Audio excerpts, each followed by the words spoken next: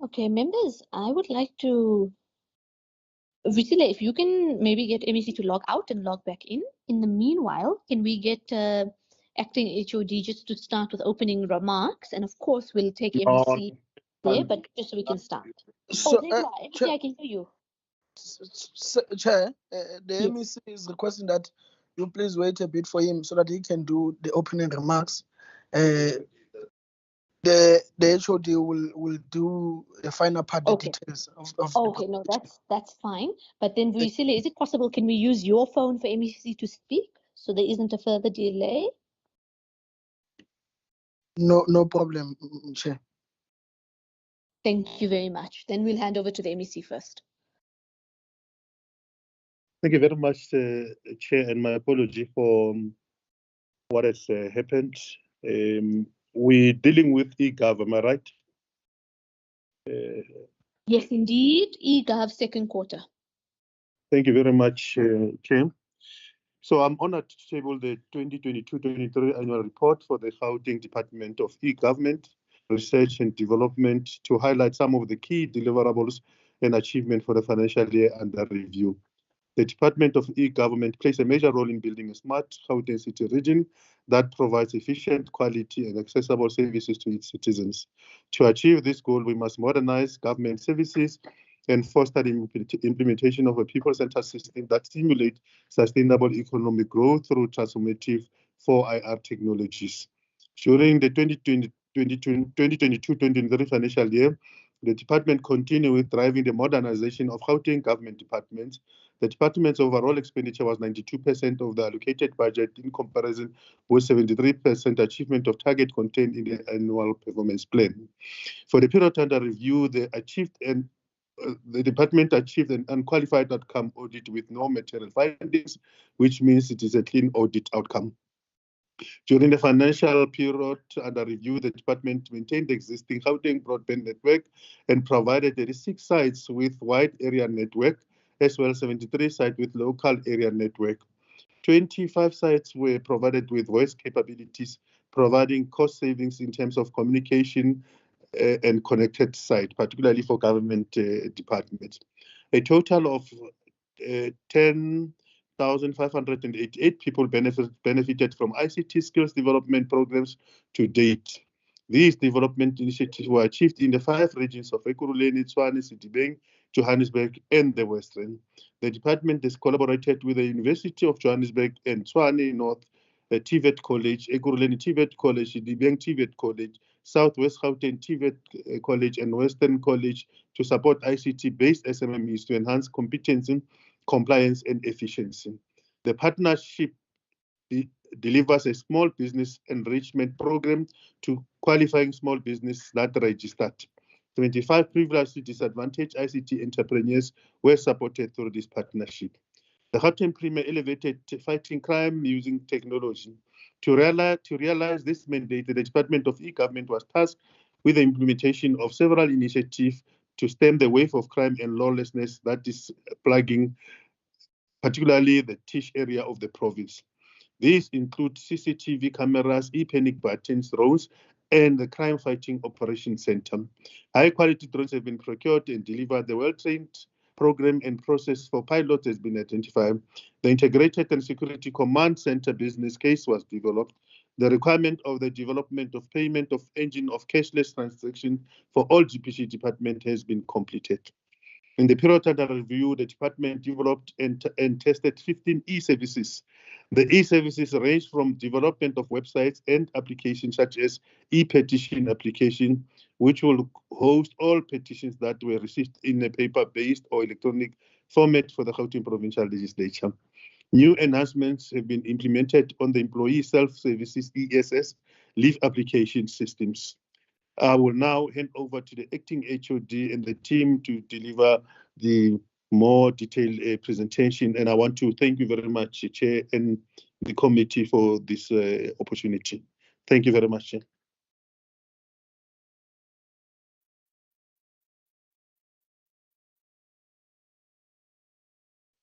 Chairperson, good morning, and good morning to all the honorable members. Chairperson, can I ask that the team just flight the presentation?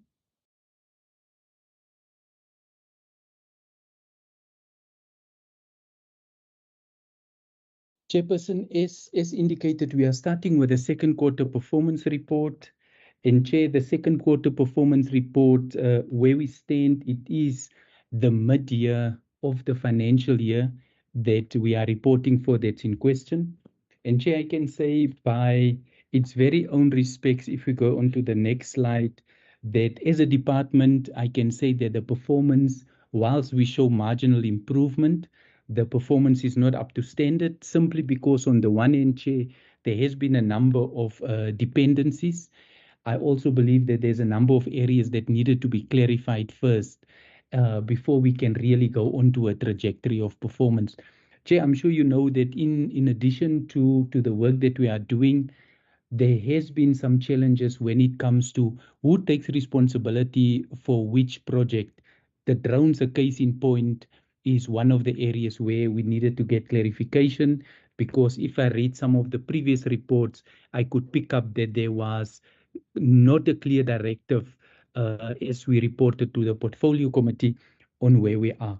So, Chair, for the period under review, if we go on to the next slide, the department have spent 81% of the quarter two budget, and the year-to-date expenditure was 34%.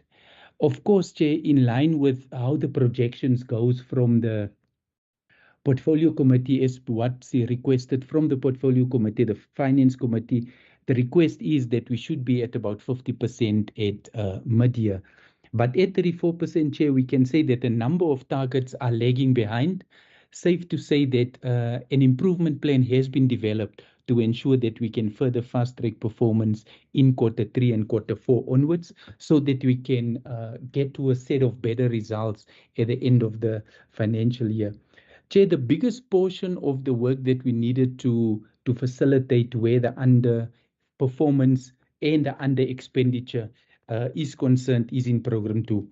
Whilst we have some challenges in program 1, I think program 2 is the biggest portion of the indicators that is bringing us down, simply because from the 33 indicators that was reported, the 18 that was achieved, that constitute only 55% of the performance.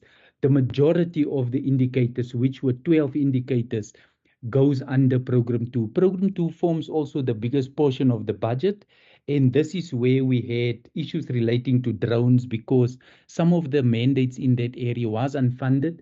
But what we have now decided to do, Chair, is in addition to just procuring drones, looking at what the community safety department is doing, we have now decided to enter into contracts with the Department of Defense so that we can utilize the service provider that they have, as opposed to going out on procuring. You have to pay a lump sum of cost which you don't have.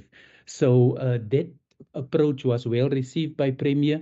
But then one of the key things that Premier prominently makes pronouncements on is the issue of installation of LAN, WAN, public Wi-Fi, and then also voice over IP. That is a part where the JV has been appointed, and I'm glad to say, Chair, that where we're sitting currently, there is a catch-up plan where we are monitoring the JV on a weekly basis, where progress on targets are monitored on a Friday, because on a Friday, normally the additional sites needs to come up and become effective and available. So these are some of the key things that we need to look at. Issues in relating to ICT service standards and also ICT policies is part of our internal controls and governance arrangements that we need to focus on.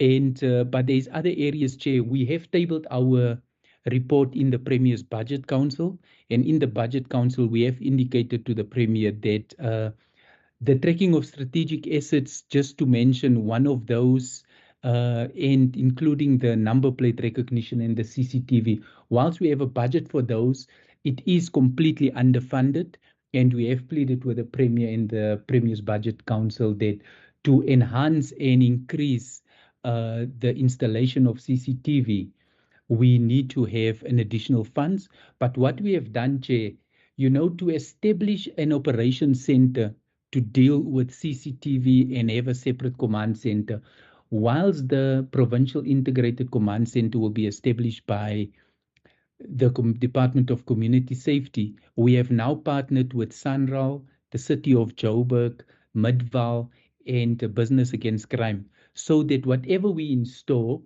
we can link it to the various command centers where we have capacity, and also as a department, we're going to get into the Sanral Operation Center where we will get capacity. We're just waiting for a final memorandum of understanding so that that can be fast-tracked. Chair, in essence, just at a high level, I think that is your biggest portion of your underperformance, and it also links to the underspending. As a team, we have critically evaluated the work to make sure that there needs to be a balance between financial and non-financial performance.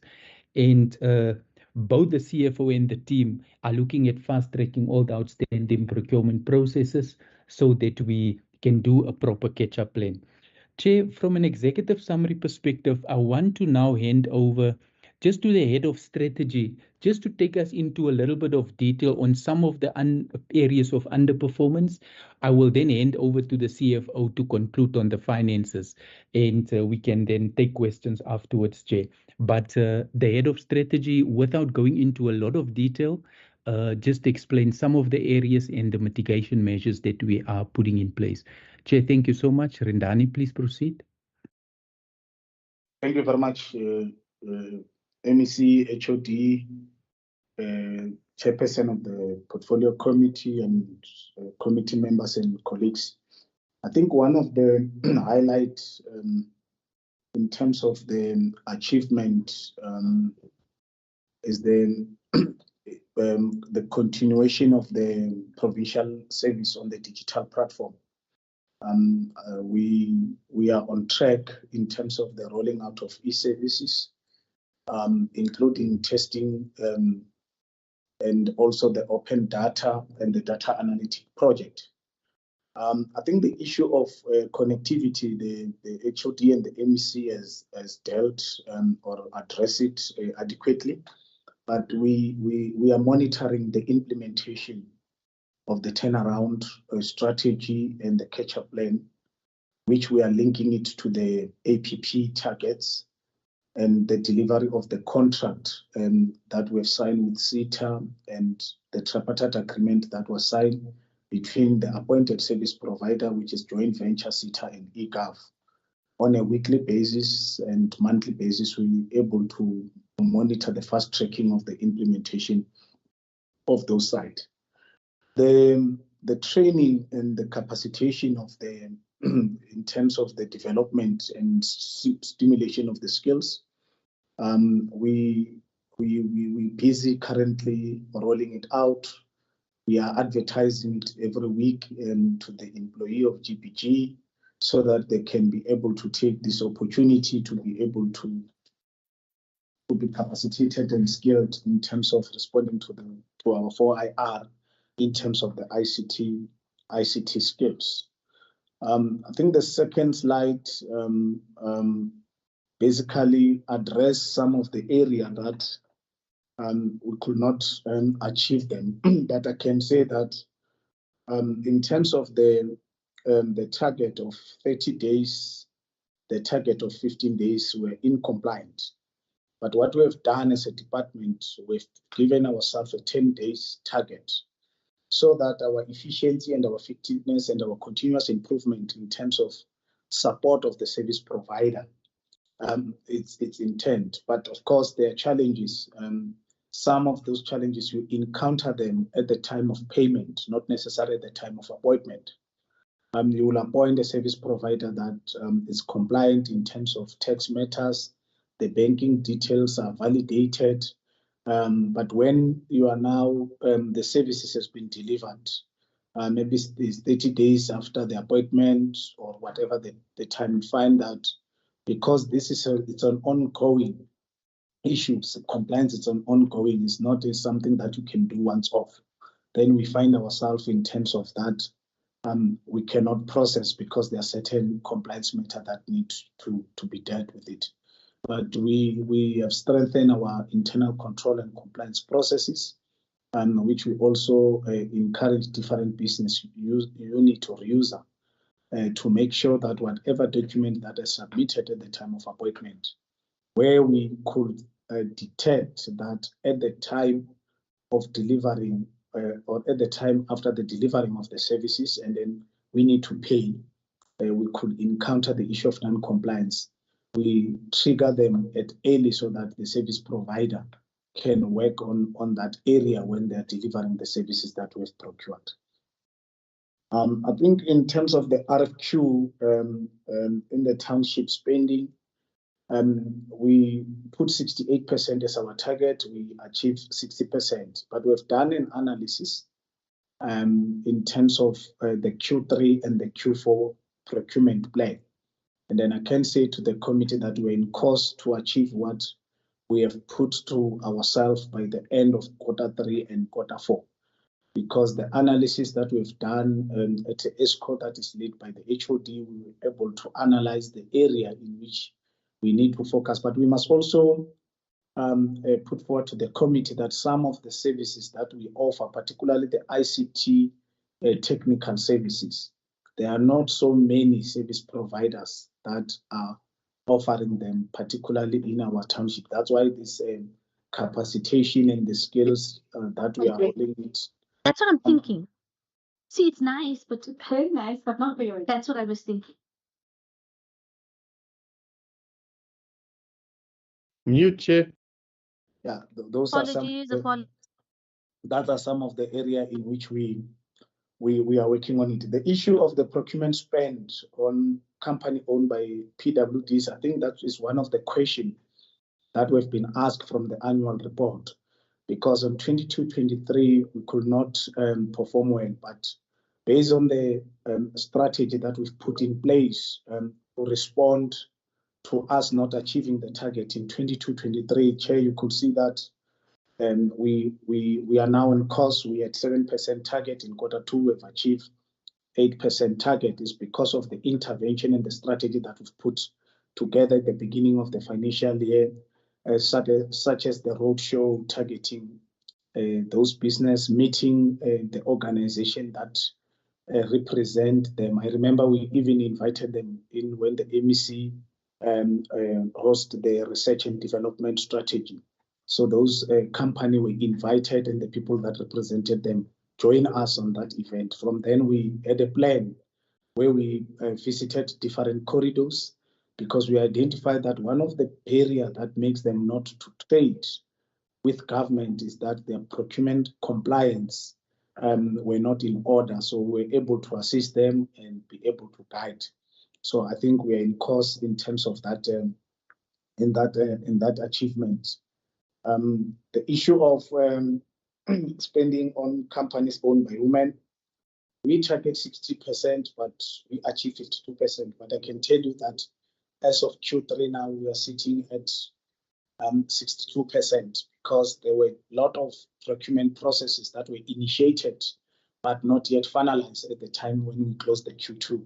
And a majority of those RFQ were processed now in October and the first week of November. So this is one of the areas in which even our monitoring and strategic analysis, when we present the Q2 report to the colleagues, this is the area that we are paying close attention to it.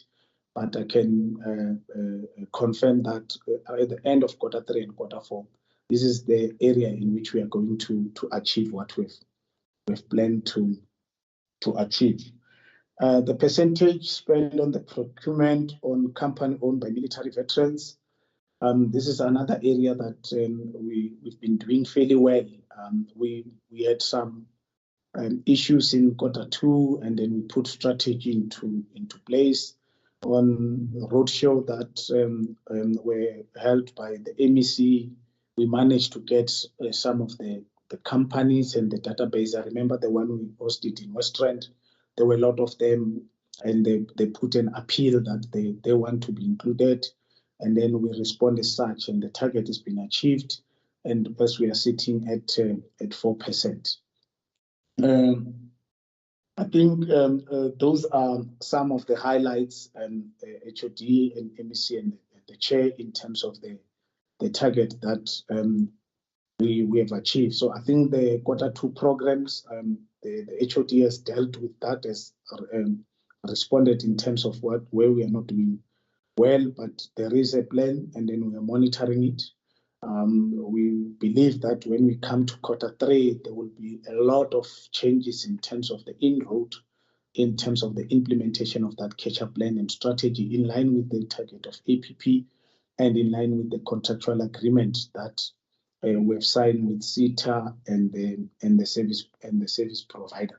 So I will hand over to the CFO in terms of the financial part.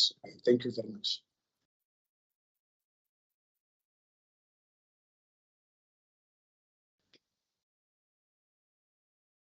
CFO, proceed on the financial part.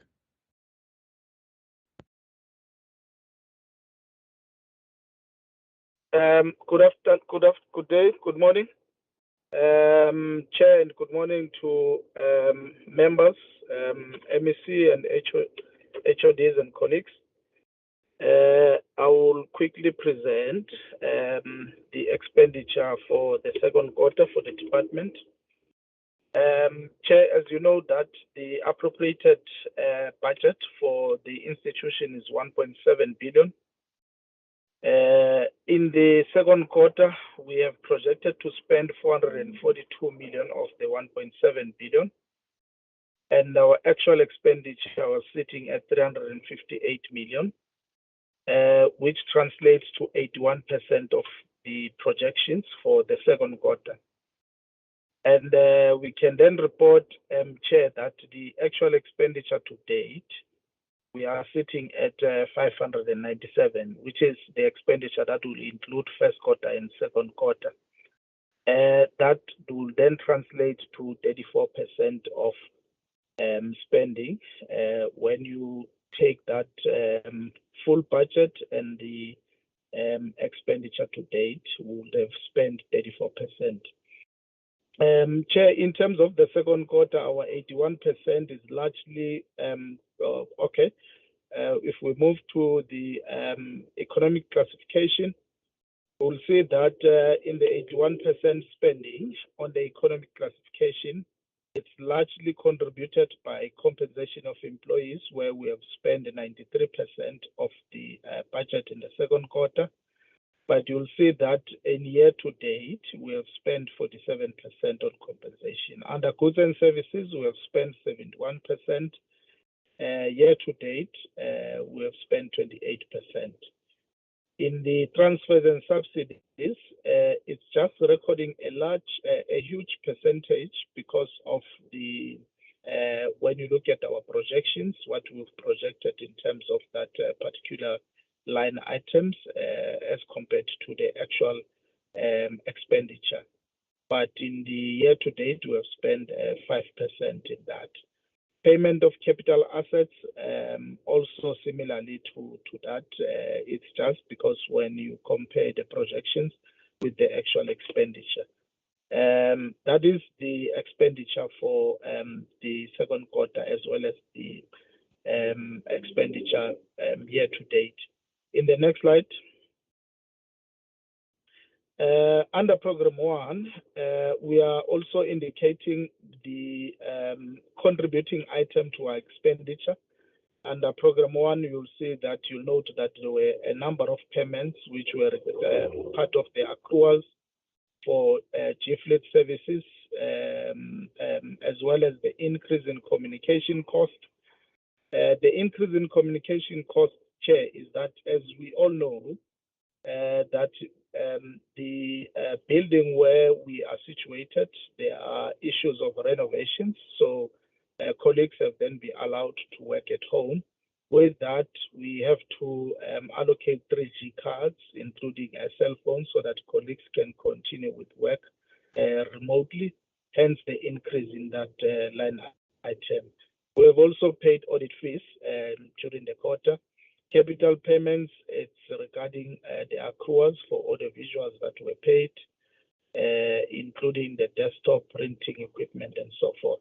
In the ICT, contributed by the underspending is due to the unfunded vacant post under the compensation of employees.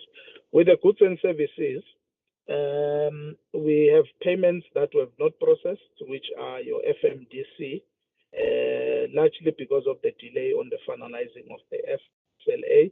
I can report that the SLA are in the process of being finalized, and the expenditure will be realized in the quarter, which is the third quarter.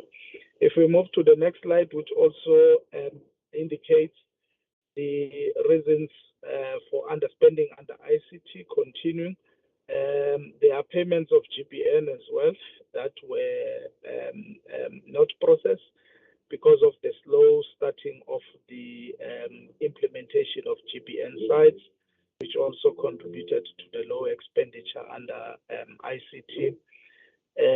We also had a project for the replacement of the land for the 75 Fox Street. Because of the ongoing structural issues which is affecting the building, this has then resulted in a postponement of this particular project, thus contributing to the underspending of the program. Also, the issues of the software licenses that were also not being processed. And then the expansion of Wi-Fi hotspot in all townships. It's also part of the slow starting of the implementation of the GBN Phase 3. The installation of the CCTV cameras in the Tish areas. We were awaiting by the end of the second quarter. We were awaiting delivery of the solar because some of the cameras, you will find that there were no power. There was no power, so we had to buy solar so that solar can then power those cameras. We're waiting for the solar to be delivered, and I can report that as we speak, that project has been concluded. Under transfers and subsidies, these are just expenditures that has been cut due to payment of leave gratuities. As we have seen in the previous slides, we have shown a huge percentage because it's things that you cannot accurately project for this particular expenditure. We can move to the next slide. We did report on the CCTV. It also contributes to the payment of capital asset. Under our program 3, the payment for overtime resulted in the program overspending in the quarter under review. We had to allocate colleagues or allow colleagues to work overtime as a result of the backlog that we had because of the closure of the building. So that has then resulted in the overspending. When you're comparing your projections with the actual spending, it's not overspending of the total budget. I thought maybe let me re-emphasize that. Under transfers and subsidies, this is payments for leave gratuities as well that we've also reported under program 2. The next slide.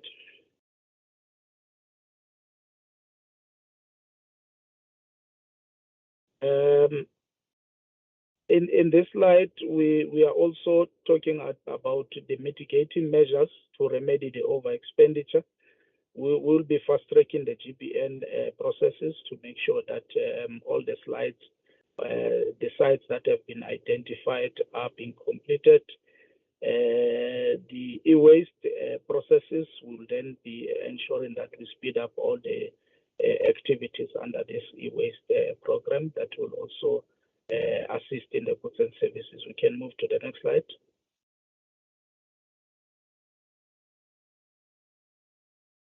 In terms of the GOD in responsive budgeting, the expansion of Wi-Fi hotspot in all townships, we also reported in terms of the sluggish progress in obtaining detailed site designs have been primarily the factor behind the project delays. And also under the capital payments, accruals paid for audiovisual equipment and office equipment. What is the department entity achievement in respect of township and economy spend? I think the Chief Director Strategy did report on this. Under women, we've achieved 52%, youth 26% spend of youth, PWD 8, and then spend on PWD. We can move to the next slide. The department achieved 60% of procurement spend towards the township economy. This was also reported by the Chief Director Strategy. And when we look at the, we did report on this overspending and underspending against the projections. This is just providing details. Some of these items have already reported. We can move to the next slide. I think all this, Chair, with your permission, we've already reported on these items that are contributing to the underspending as well as overspending per program. This has already been reported under Program 2 ICT. We did indicate the reasons in the compensation vacant positions and the reasons under the goods and services. We can move to the next slide, which I think also under Program 3 that we've already responded, Chair. The next slide.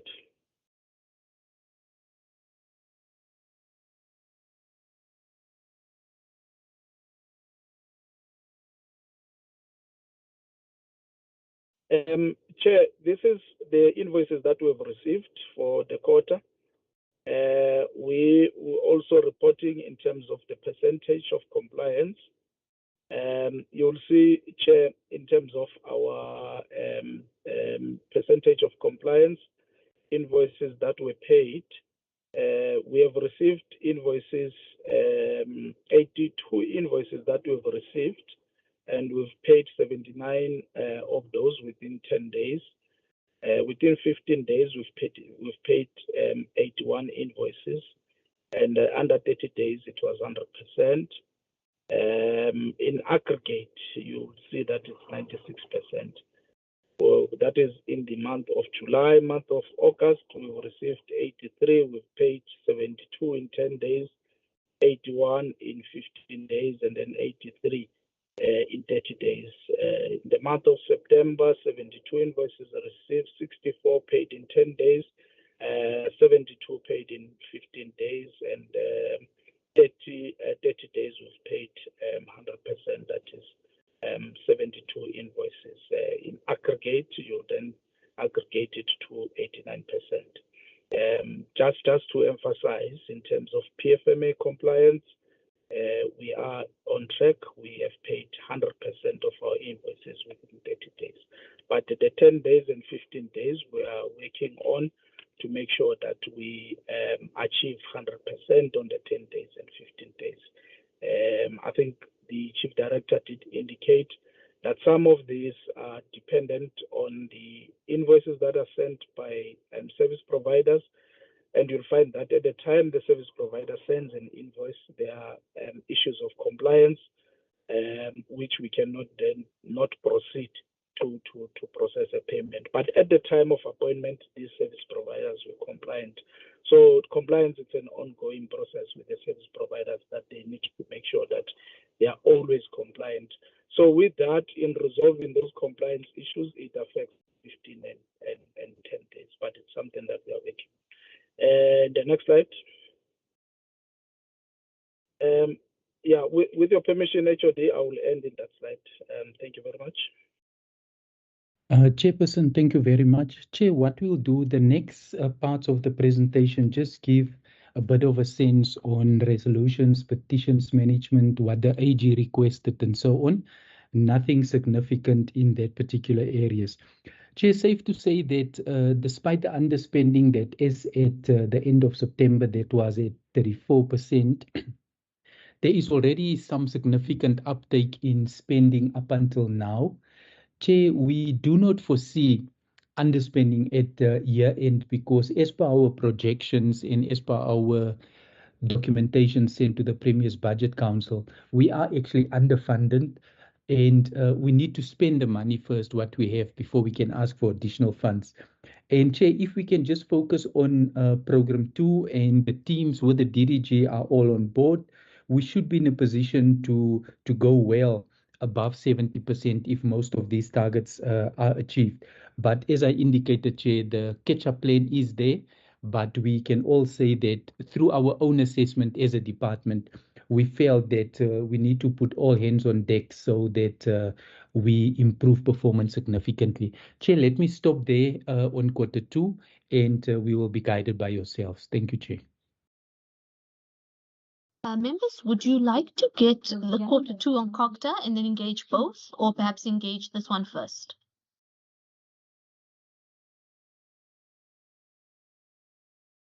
This one, members, any opinions, or can I just make a decision for us? And decide, Chair. Okay, all right. Let's take the presentation now, and then we can engage both together. And members, please check the WhatsApp group.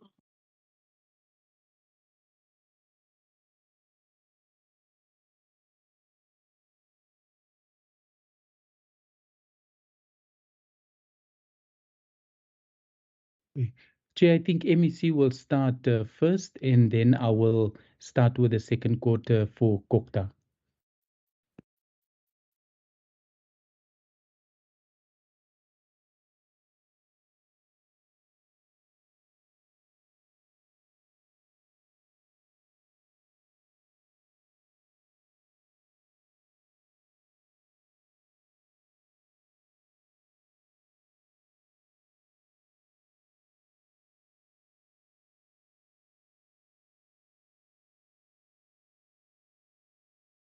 I'm sorry, Chair.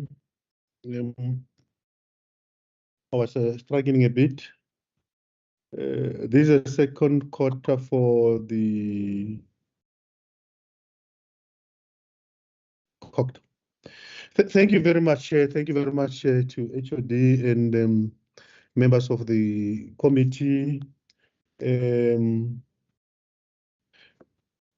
The quarter two performance report, both financial and non-financial performance, demonstrate the commitment of the department towards the achievement of its service delivery objectives, and specifically the support provided to municipalities to stabilize them financially and administratively. As at the 30th of September 2020, the department has made good progress towards the attainment of the targets in the annual performance plan. In line with the reconfiguration of the ESCO, the department have reprioritized its annual performance plans to focus on economic recovery and acceleration, strengthening the battle against crime, corruption, vandalism, and lawlessness, prioritization of health and wellness of communities in townships, informal settlement, and hostels, so to say, strengthening the capacity of the state to deliver services, capacitate government communication so that government can communicate better with its residents. The period under review focused on preparations and support to municipalities to prepare for their submission of annual financial statement and performance report for auditing by Auditor General. And I must indicate here, Chair, that we are doing a lot of work with municipalities because it is our view that the department cannot continue to get clean audit whilst our municipalities are not getting a good audit outcome, and therefore there is no cause to be celebrated as such. We are strengthening our collaborative effort with SALGA, Auditor General, National Cogta, and MISA to improve audit outcome and delivery of infrastructure and capital project in municipalities. The quarter two performance highlight marginal underspending in areas of goods and services and compensation of employees, and similarly with non-financial performance, the marginal areas of underperformance. We continue to monitor the performance of municipalities periodically in line with the back to basic principles and the performance monitoring framework adopted at a MINMEC. The outcome of such performance evaluation will enable Cogta to develop target intervention to support municipalities. Each intervention is unique based on circumstances of the municipalities. As per the request of the Portfolio Committee, we have attached an additional report outlining in detail analysis of performance of municipalities. I must also say, Chair, I have taken a decision as the MEC in this regard to put together a report, a detailed report. From a legislative point of view, somebody must just mute. From a legislative point of view and other point of view, taking into account judgments around how the intervention that we've been making on municipalities. We think that that report must be able to chart the way forward with regard to municipalities in the province. In other words, that report must tell us as to what are we going to do with each municipality as matter stands within the province as such. So we want to do that. We want to go even on uncharted waters to try and really go deeper in terms of the performance of municipalities, particularly on what's to be done. Whether at the end of the day we've got to reconfigure our municipalities. At the end of the day, we've got to change the system of governance, of local government in the province, and all of those kind of things. So we're busy putting together that report. So there's a greater sense of urgency in the department that underlies our determination to build municipal infrastructure delivery as a stimulus for economic development. The acceleration of infrastructure delivery is vital due to old and aging infrastructure that requires replacement. And I must say here, there's a program that we are engaging with Department of Water and Mfuleni Municipality and Rand Water on dealing with the sewer infrastructure in the parts of Sidibeng and in particular Mfuleni. And we want to use that once that is successful, which all indications are that is going to be successful. We want to use that model and intervene in other municipalities, adjacent municipalities such as the Rand West, Merafong, and Tshwane as such. For the remainder of the 6th administration term, the Gauteng City region will focus on priorities that will make a meaningful impact on the lives of citizens in each areas. I will therefore hand over to the HOD to table the department detailed presentation in this regard. Thank you very much, Chair. Chairperson, thank you very much, and thank you to the MEC. Chairperson, if I go on to the next slide, we just want to share with the portfolio committee both the performance on the financial and non-financial part, but also provide some detail as to where we have not spent well. Chair, from an overall perspective, we can say from a financial point of view, we are 6% below the expected performance in Q2. And when it comes to non-financial performance, we are sitting at 34%, 16% of the targets that has not been achieved. As you can see, Chair, under Program 1, we are 20% off.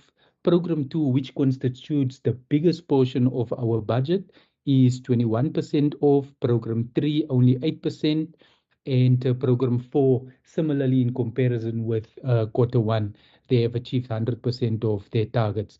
Chair, the biggest area of the work that has dependencies is Program 2, and it's that particular area that have brought us slightly down. There is a marginal regression from Q1, Chair, but following an analysis of the performance, the mitigation measures, and how we need to improve performance going forward, we do not see significant difficulty improving our performance for Q3 onwards. Chair, on the next slide, just important for us to note that as a department, we are on track with compensation of employees at 46%.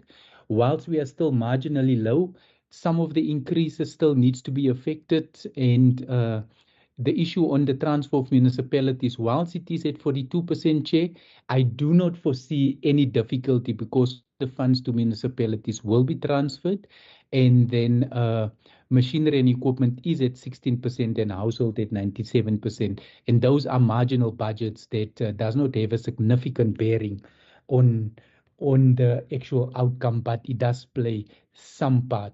So some of the targets that has not been achieved, we will give some highlights about that. But just overall, Chair, looking at where we are, if we compare our performance to our annual report that we tabled last week, we have continued to strengthen controls. We still need to strengthen further areas in supply chain. Not that there is no controls, but I think rather planning with the program managers so that we issue requests for quotations in advance, because some of the areas of underspending is as a result of non-responsive tenders. So if we plan better, if we plan in advance, if we need to reissue a tender, we should still be in a position to achieve the target. So there's just some of the planning that we as a department, we believe that we need to do. Chair, on the next slide, under corporate services, just to give a high-level sense that some of the positions has now been filled. The long outstanding position of Chief Director Disaster Management. When we did a visit last week, you have met the head of the center, and some other processes in terms of positions are also being filled.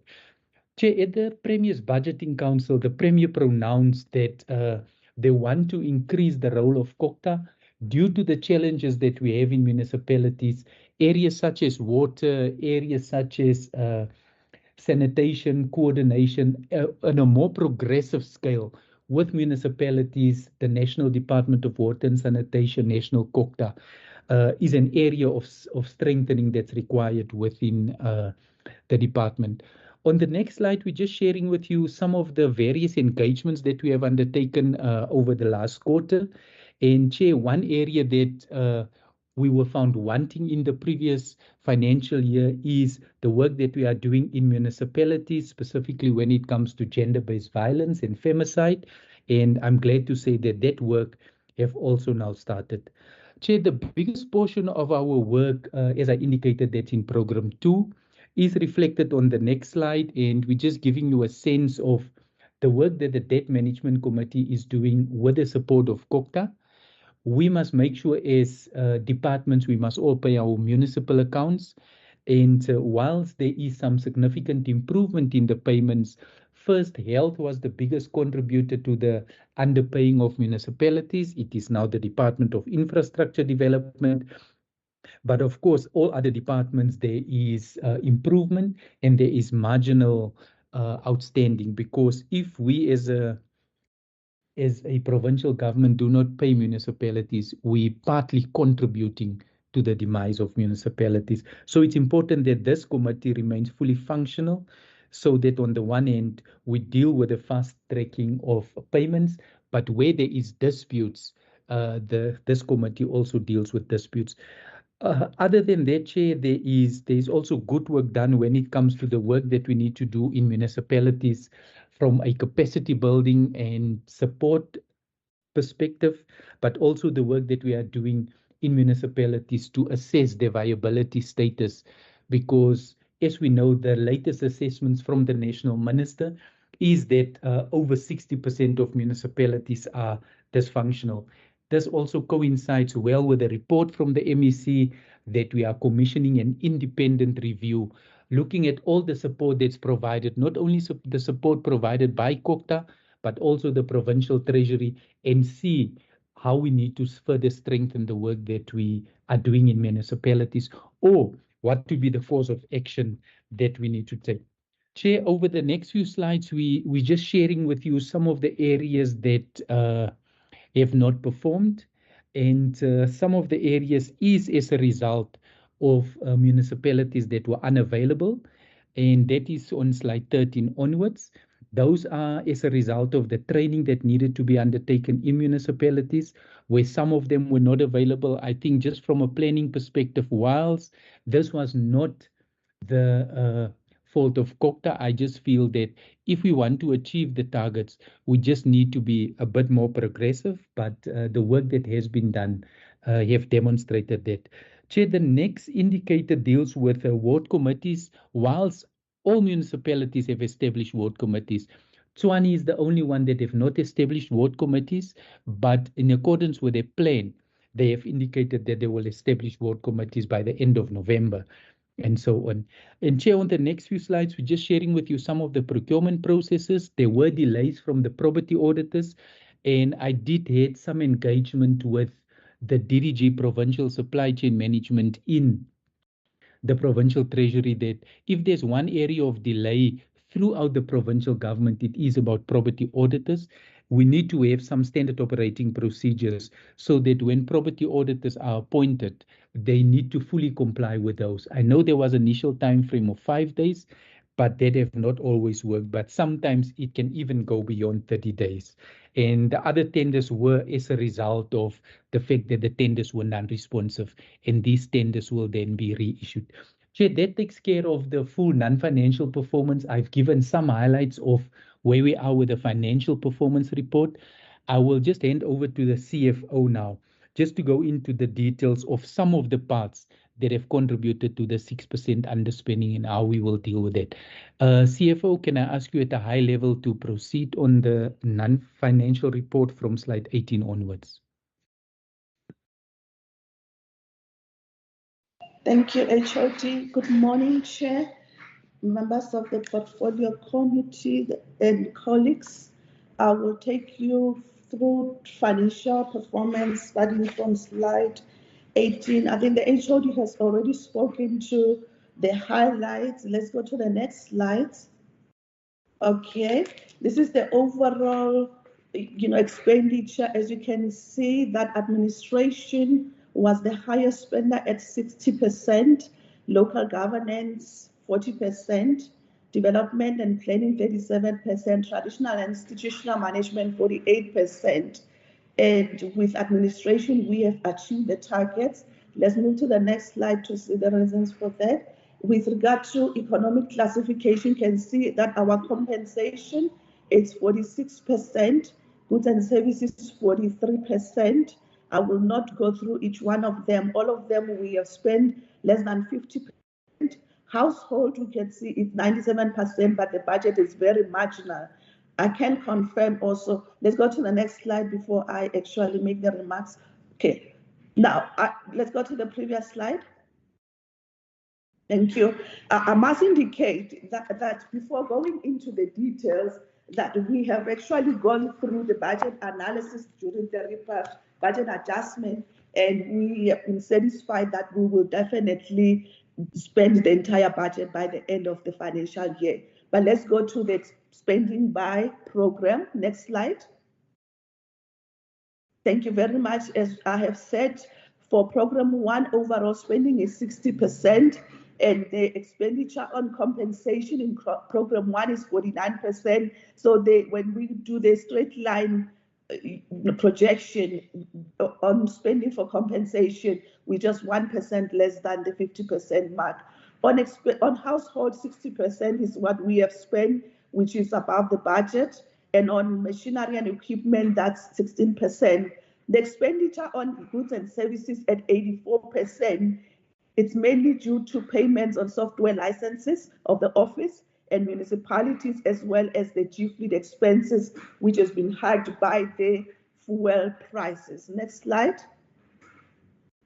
Now, this is program 1. You can see Office of the MEC is already sitting at 88%, but also you can see the budget, it's not so much in comparison to the overall budget. Corporate services also, we have spent above the 50% projection of 59%. So we are happy with the spending in program 1.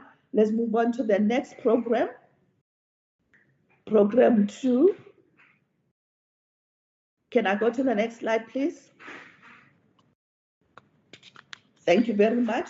This is program 2. The spending on program 2 is 40%, 10% less than the 50% projection that we would have loved to have. And this is the core. But as Chodi has already alluded, we have analyzed this. We are satisfied with the programs that are in place, and we are happy that we will definitely spend the entire budget by the end of the financial year. But let's go to the previous slide. Thank you very much. As you can see, expenditure on compensation is at 44%. Goods and services is very low at 28%. And as you can see, the reason for that is that most of the expenditure here is connected to the voter education and civic awareness campaign, which have been scheduled for the remaining quarters. That will be starting the end of quarter 3 and quarter 4. Can we move on to program 3? Thank you. Following slide. Thank you very much. This is program 3. The spending here is also low at 37%, as you can see. Land use management at 51%, IDP coordination 29%, and disaster management 38%. So all the sub-programs in this program have actually, underspent, but all these issues have been, attended to. We understand the reasons for that. Can we go to the previous slide?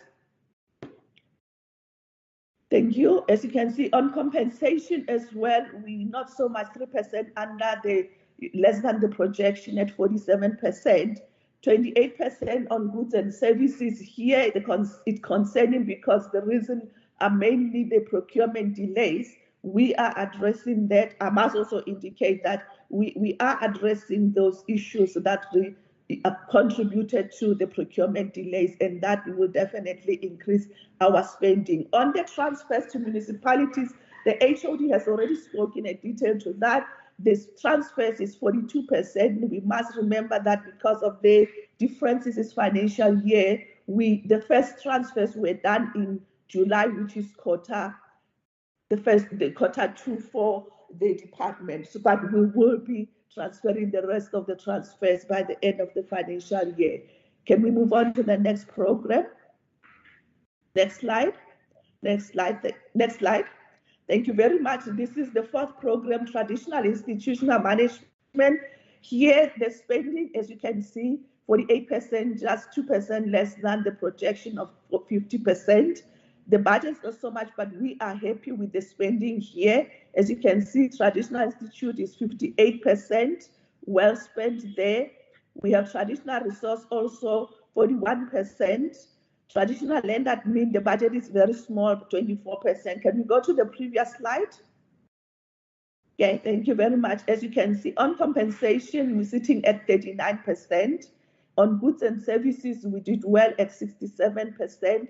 And this is mainly due to the payments related to the commission. Next slide. Next slide. We've already spoken to this. Let's go to the next slide. The transfers to municipalities. Okay, this is the detailed listing of the transfers to the municipalities. I will not go through it, line by line. Like I've indicated, the HOD has actually spoke at length on this, that the reason for areas where there was less transfers to the municipalities, we would have wanted to transfer 50% by end of quarter two, but we have explained the reasons for the under transfer by 8%. Next slide, please. Thank you very much. On revenue collection, the department is not, one of the big contributors on revenue collection. Our budget, the budgeted revenue that we expected to collect is 398 million. As you can see, by end of quarter two, we have collected 39%. And we will still make efforts to ensure that we increase our revenue collection to meet the target, that the budget of 398 million. Next slide, please. Payment to suppliers, I must say the department has done very well. We have paid about 97% within 15 days, and within the 30 days, we have paid 100%. So we are happy with the performance of the department. Of course, we would want, because our target as it stands in the APPs, that we must pay 100% within 15 days, and we are actually working towards achieving the target. Next slide. Thank you very much. This is our procurement plan. We have 14 projects that are planned in the approved procurement plan of 26.4 million, and the approved demand also for the financial year, it's about 46 million, and this relates to projects estimated above the 500 that are subject to open tender and quality audit. Planned projects expedited by SCM at end of quarter two. Let's go to the next slide to look at those projects. These are the 3 projects that have been awarded by the end of quarter two. The DRR impact evaluation, that's a case study. Logistical support for Gauteng MN search and rescue team during the 3 stages of full-scale simulation, and the implementation of GCR OCBS revitalization strategy. These are the 3 projects that have been awarded in quarter two. Next slide, please. This is our performance with regard to the GOD at the end of quarter two with regard to township economy. Our overall achievement where was about 26%, 27%. We did not meet our target there. Can we move on to the next slide? With regard to women spend, we've achieved our targets as we've spent 67.2%. Unfortunately, with regard to youth, people living with disability and military veterans, there's still serious challenges, but we are looking at that in terms of our procurement strategy to ensure that we enhance our spending in these categories. Next slide. I think this is the end of our presentation, and I will leave it here. Thank you very much, HOD. Back to you. Chairperson, that concludes the presentation from Cogta. And safe to say that, Chair, there is a catch-up plan that we need to look at, particularly to address the marginal areas of underperformance from a non-financial part, but then also from a financial part. Chair, I'll hand back to you. Thank you very much. Thank you very much, Acting HOD, or in this case, the HOD for Cogta. Members, you've received the Q2 reports from both the Department of eGov as well as that of Cogta. I'm seeing Charlene's hand is up. This means I've missed something. Charlene, what did I miss? Okay, Charlene, I can't hear you. Am I audible? You are. Okay. Charlene, I can't see what your hand is. You can WhatsApp me because I can't hear you, or you can write it on the chat box. In the meanwhile, members, can I now note those engaging the second quarter report for the Department of eGov first? Let's start there and then we can take it further.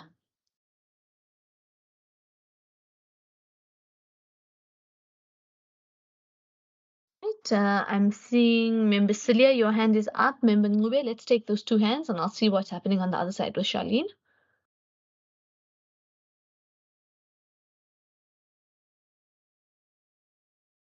Chair, I just wanted to ask the Department of eGov, first of all, regarding the underspend on goods and services. It was reported that the discrepancy was due to an FMDC delay in finalizing service level agreements and the budget deficit stemming from contributions made by various other departments.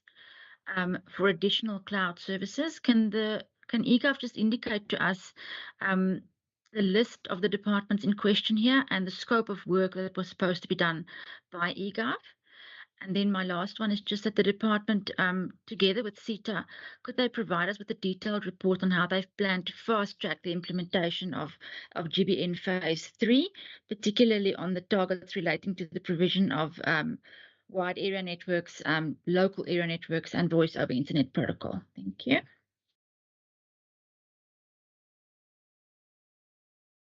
Thank you. Let's get Member Ngube.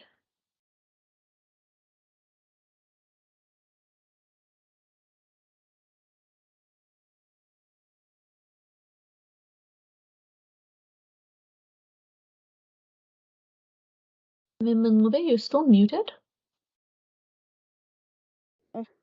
Thank you, Honorable Chairperson. My first one, thank you for the presentation with the MEC and the team. My first question, my first issue is just to commend the department on the GOD compliance, which has increased to 46% of SMS, and females being the highest number. PWD also, which used to be very down, is increased to 4.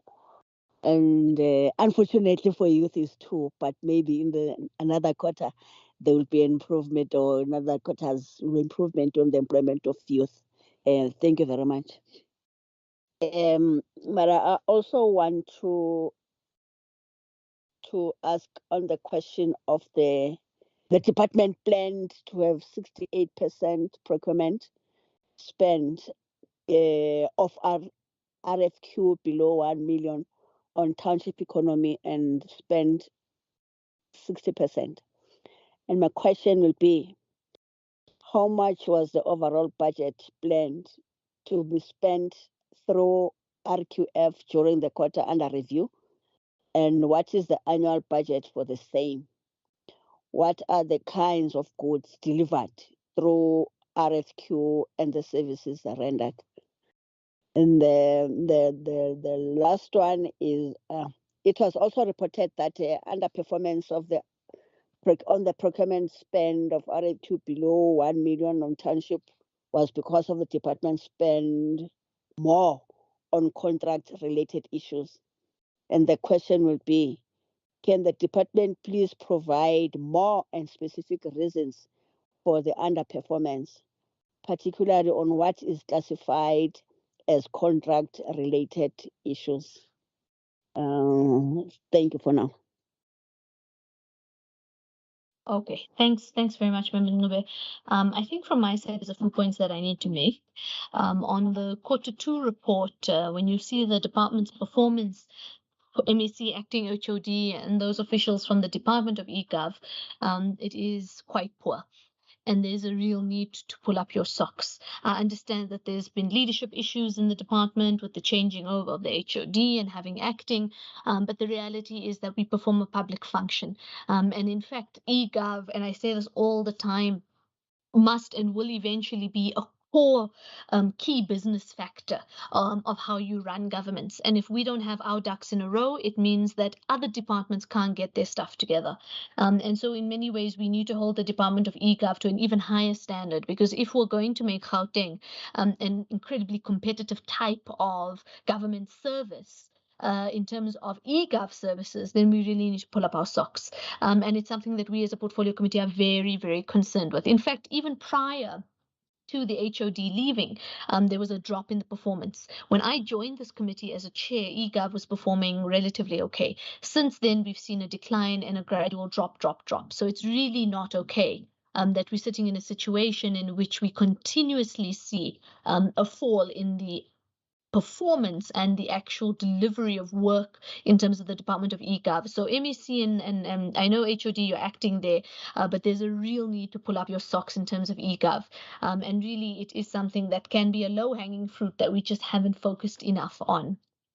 I'm going to ask 1 or 2 questions, then I'll take Member Delange's hand after that, just in terms of flow, because we are in a conversational part or questioning part of where we are in this particular meeting. So I also have some specific questions. They are relating to also the Department of eGov.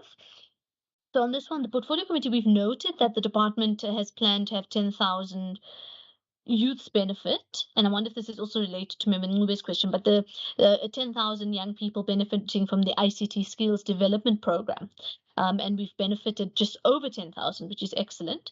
Can the department share with the portfolio committee the notable economic effects of the program in terms of providing opportunities for sustainable jobs in the ICT field? So that's really the important word here, sustainable jobs, not just a once-off touch kind of program.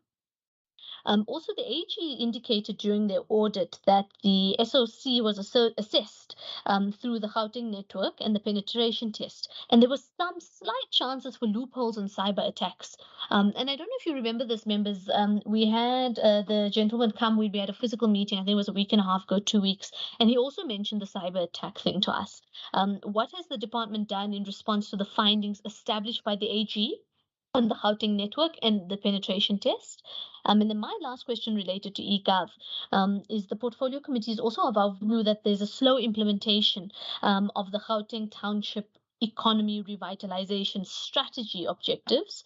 That's the Gauteng Township Economy Revitalization objectives that aim to empower township-based companies, as some departments are underperforming regarding the percentages allocated for companies owned by women, people with disabilities, youth, and military vets. So what is the department's view, or what are they doing in terms of the development of a regulation that would be binding to ensure that departments realize the objectives that are aimed at empowering township-based SMMEs? So what are we doing about that? Let me leave eGov at that. Let me take Member Delange's hand, and then we can take response and then do Cogta. Member Delange, over to you.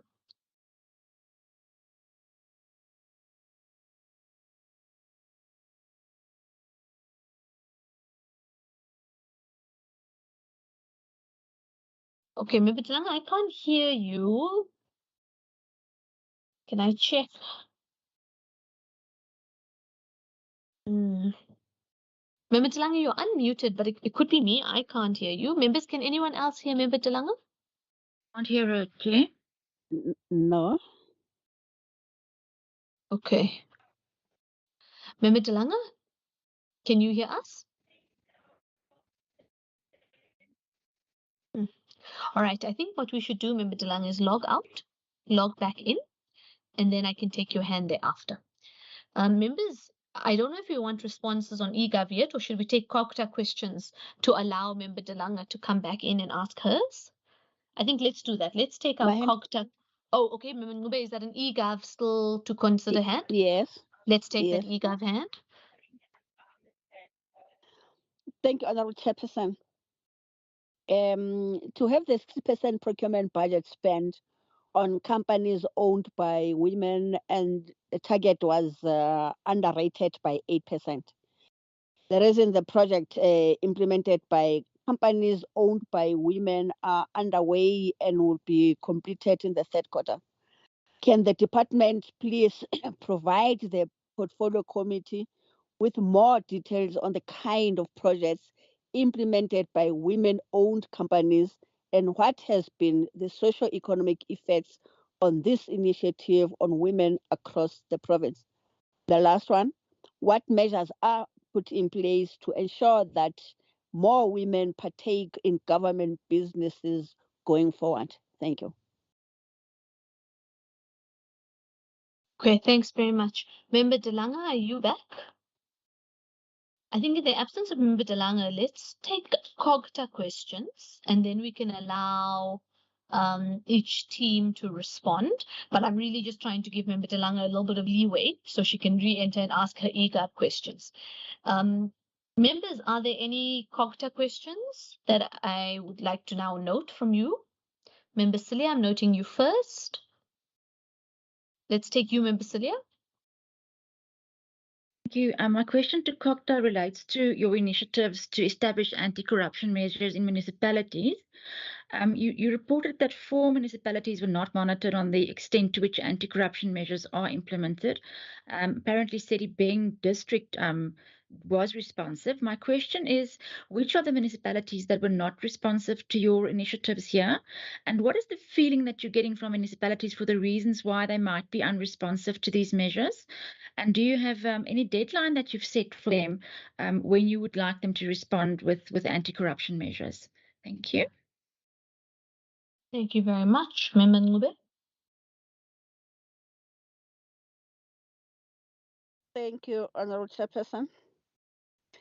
The department indicates that the targeted 4 municipalities that were not monitored on the extent to which anti-corruption measures are implemented in the third quarter, except for Sedibeng district. The department reports that 3 local municipalities were not available to meet due to the competing priorities. And the questions are, name the municipalities that did not adhere to anti-corruption measures. The second one, how did the department interpret the non-availability of the mentioned municipalities? It's either resistance or defiance, we don't know. And the last one is, when will the implementation of anti-corruption measures take place? Thank you very much. All right, thank you very much, Member Ngube. I also have a few Cogta questions that I'm going to pose, also quite important. The first is on the capacity development sub-program. The department did not place 2 experts in the municipalities to provide capacity support on labor and legal services specifically. So related to that, since the municipal environment is heavily legislated, why are the municipalities, or why do municipalities not have fully functional legal units to deal with complex legislative matters? And has the department looked beyond the deployment of experts in terms of introducing a permanent solution to provide these services? I think that's quite important as well. While Member Delang is still coming up, I'm going to ask a question. I think I might be preempting her, but it's quite important also in urban planning. That is around disaster management. That's the sub-program. And members will recall last week we did our oversight there. The department reports that it did not complete the provincial stakeholder management engagements. Related to that is, why were the identified service, or why did the identified service providers fail to comply with the supply chain management process, such as disclosing other business interests? And related to that is infrastructure planning. 5 districts have been monitored on the spending of national grants.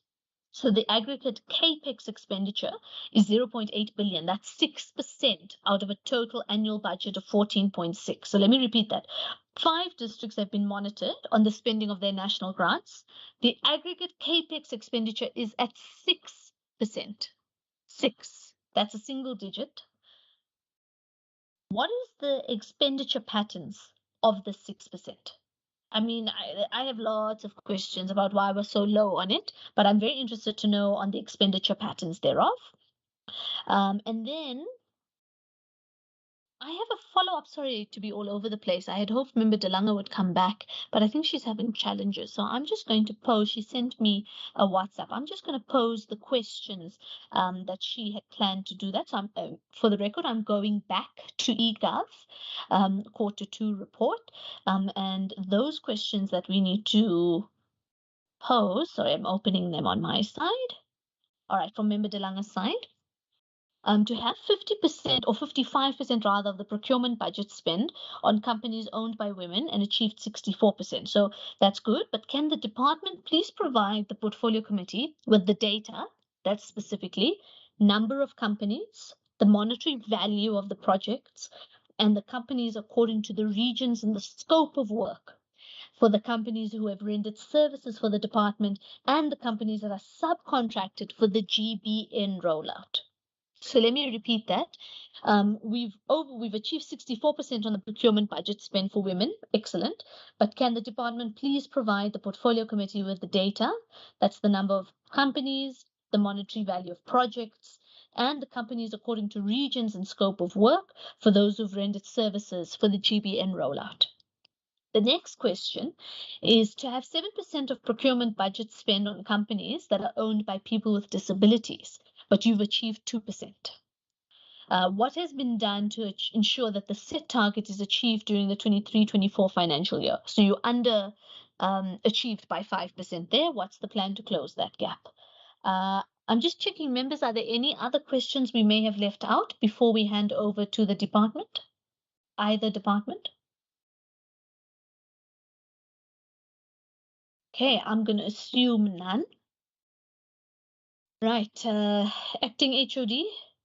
Oh, apologies. I have further Cogta questions that are being sent through to me because I think members are struggling with their devices.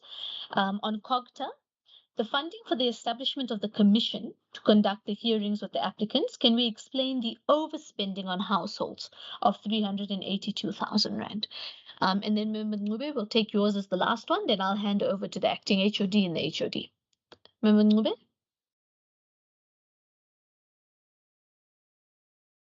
Thank you, Honorable Chairperson. 11 municipalities on ethics and integrity management. Target was not achieved because only the city of Johannesburg pulled through. The municipalities were not available. I've done this one. On the disaster management plan, the department reports that it did not complete the provincial stakeholder management and engagement.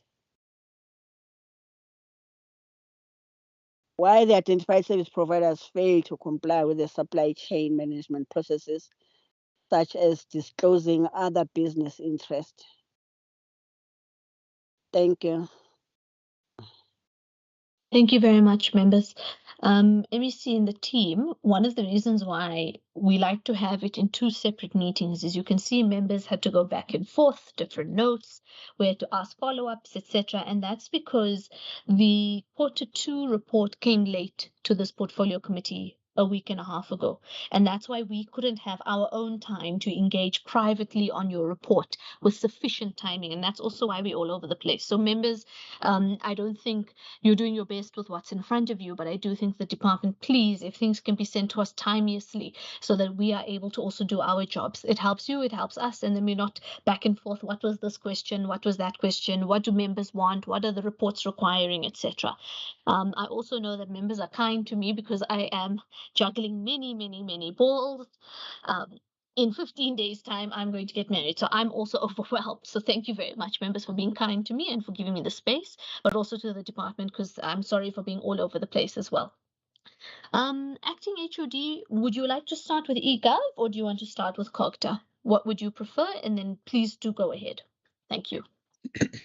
Chairperson, thank you very much. Chair, I would prefer let's start with eGov because that is the presentation that we did first. Chair, I can say that your sentiments regarding the underperformance is what our views are exactly, and the same applies to the view of the MEC. Chair, I can just say, just by going through some of the questions, Chair, that the catch-up plans that we have now formulated, I don't think it is ripe to reach fruition by the end of Q3, but you will see some significant improvement. And it will be a longer term process because it will be a process that continues beyond the current financial year. So overall, the emphasis is on program 2. And if you look at the comments, mainly the comments is centered around program 2, but then also the underspending and the issues relating to Giyori. Chair, if some of the questions relating to the list of service providers that rendered services, the list of service providers per corridor, and the cost that we have spent on some of the service providers per corridor, that information can then be sent separately to the committee. But I would ask that the CFO just deals with the underspending on the FMDC and also deal with the issue of the Giyori spending and the delays. But where there is additional information required, that information can be submitted. The head of ICT will deal with the SOC assessment, but then also with the issues relating to the catch-up plan on GBN3 and the rollout.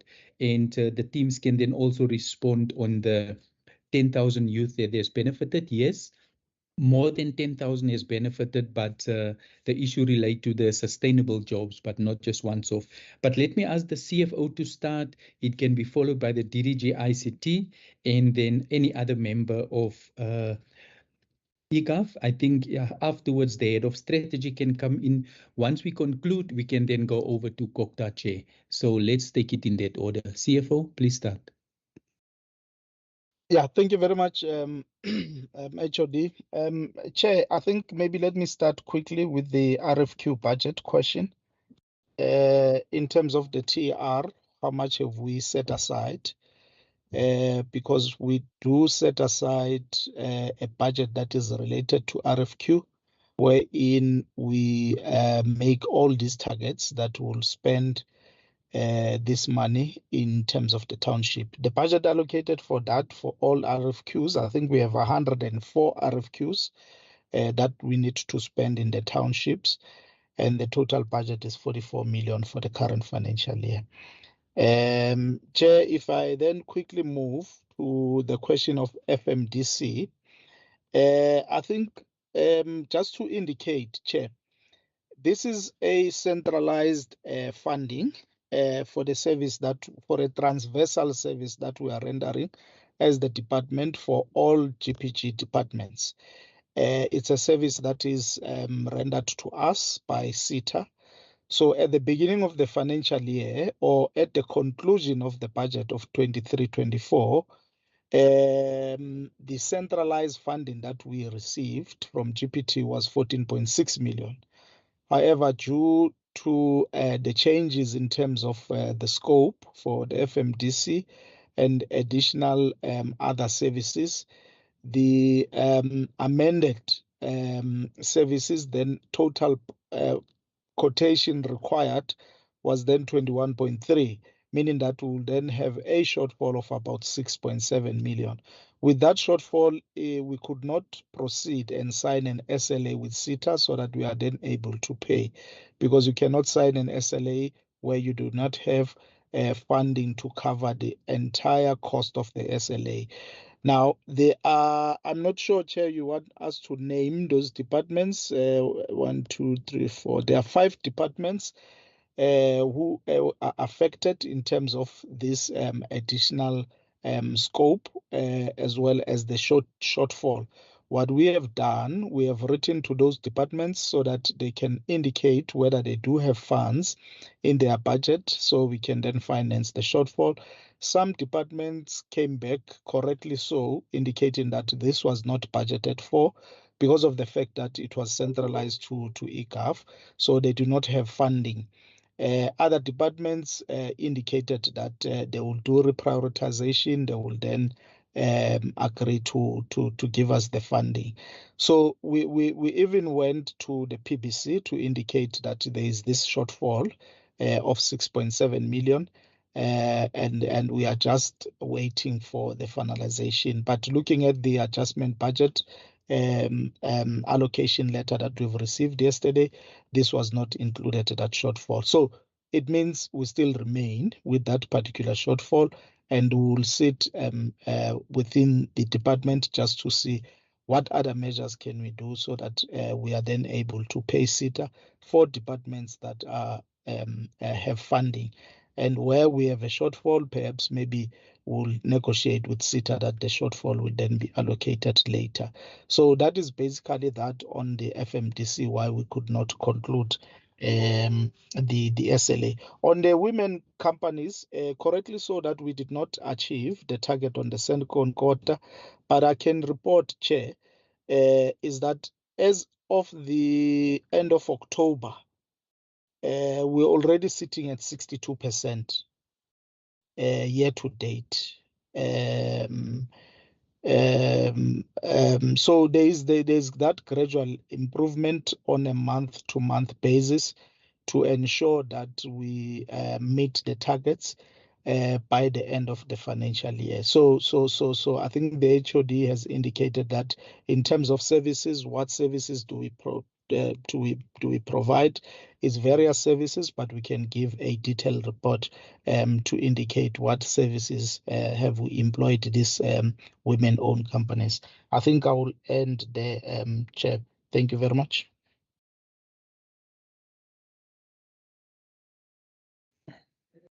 DDG, please proceed. Thank you very much, Acting HOD. Good morning to you, Chairperson, members of the committee, MEC, and respected colleagues on call.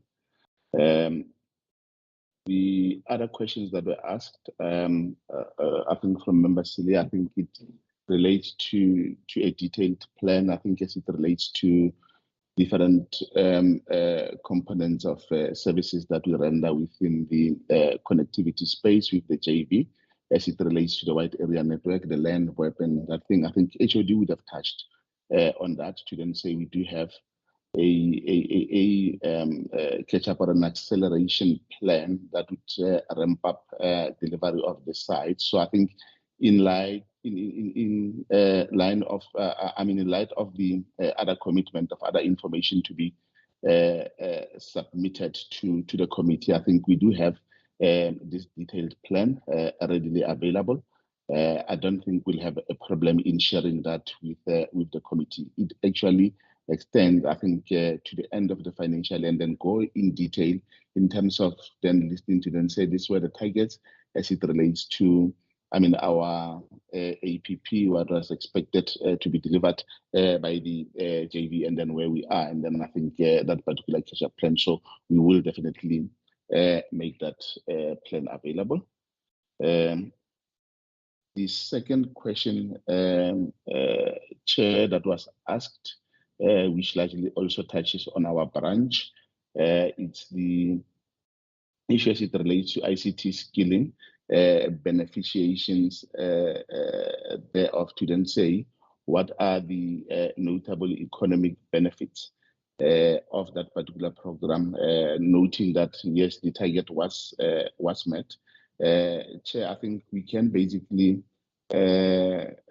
list really the following to then say through that program, yes, there was some level of skills enhancement and really increasing the chances of employability, because the program largely focused on equipping the young people with market relevant ICT skills, which really included but not limited to issues of coding, data analysis, cybersecurity, and entry-level development process. And then we believe that acquisition of this skilling significantly enhances their chances of employability in a rapidly really digitized environment.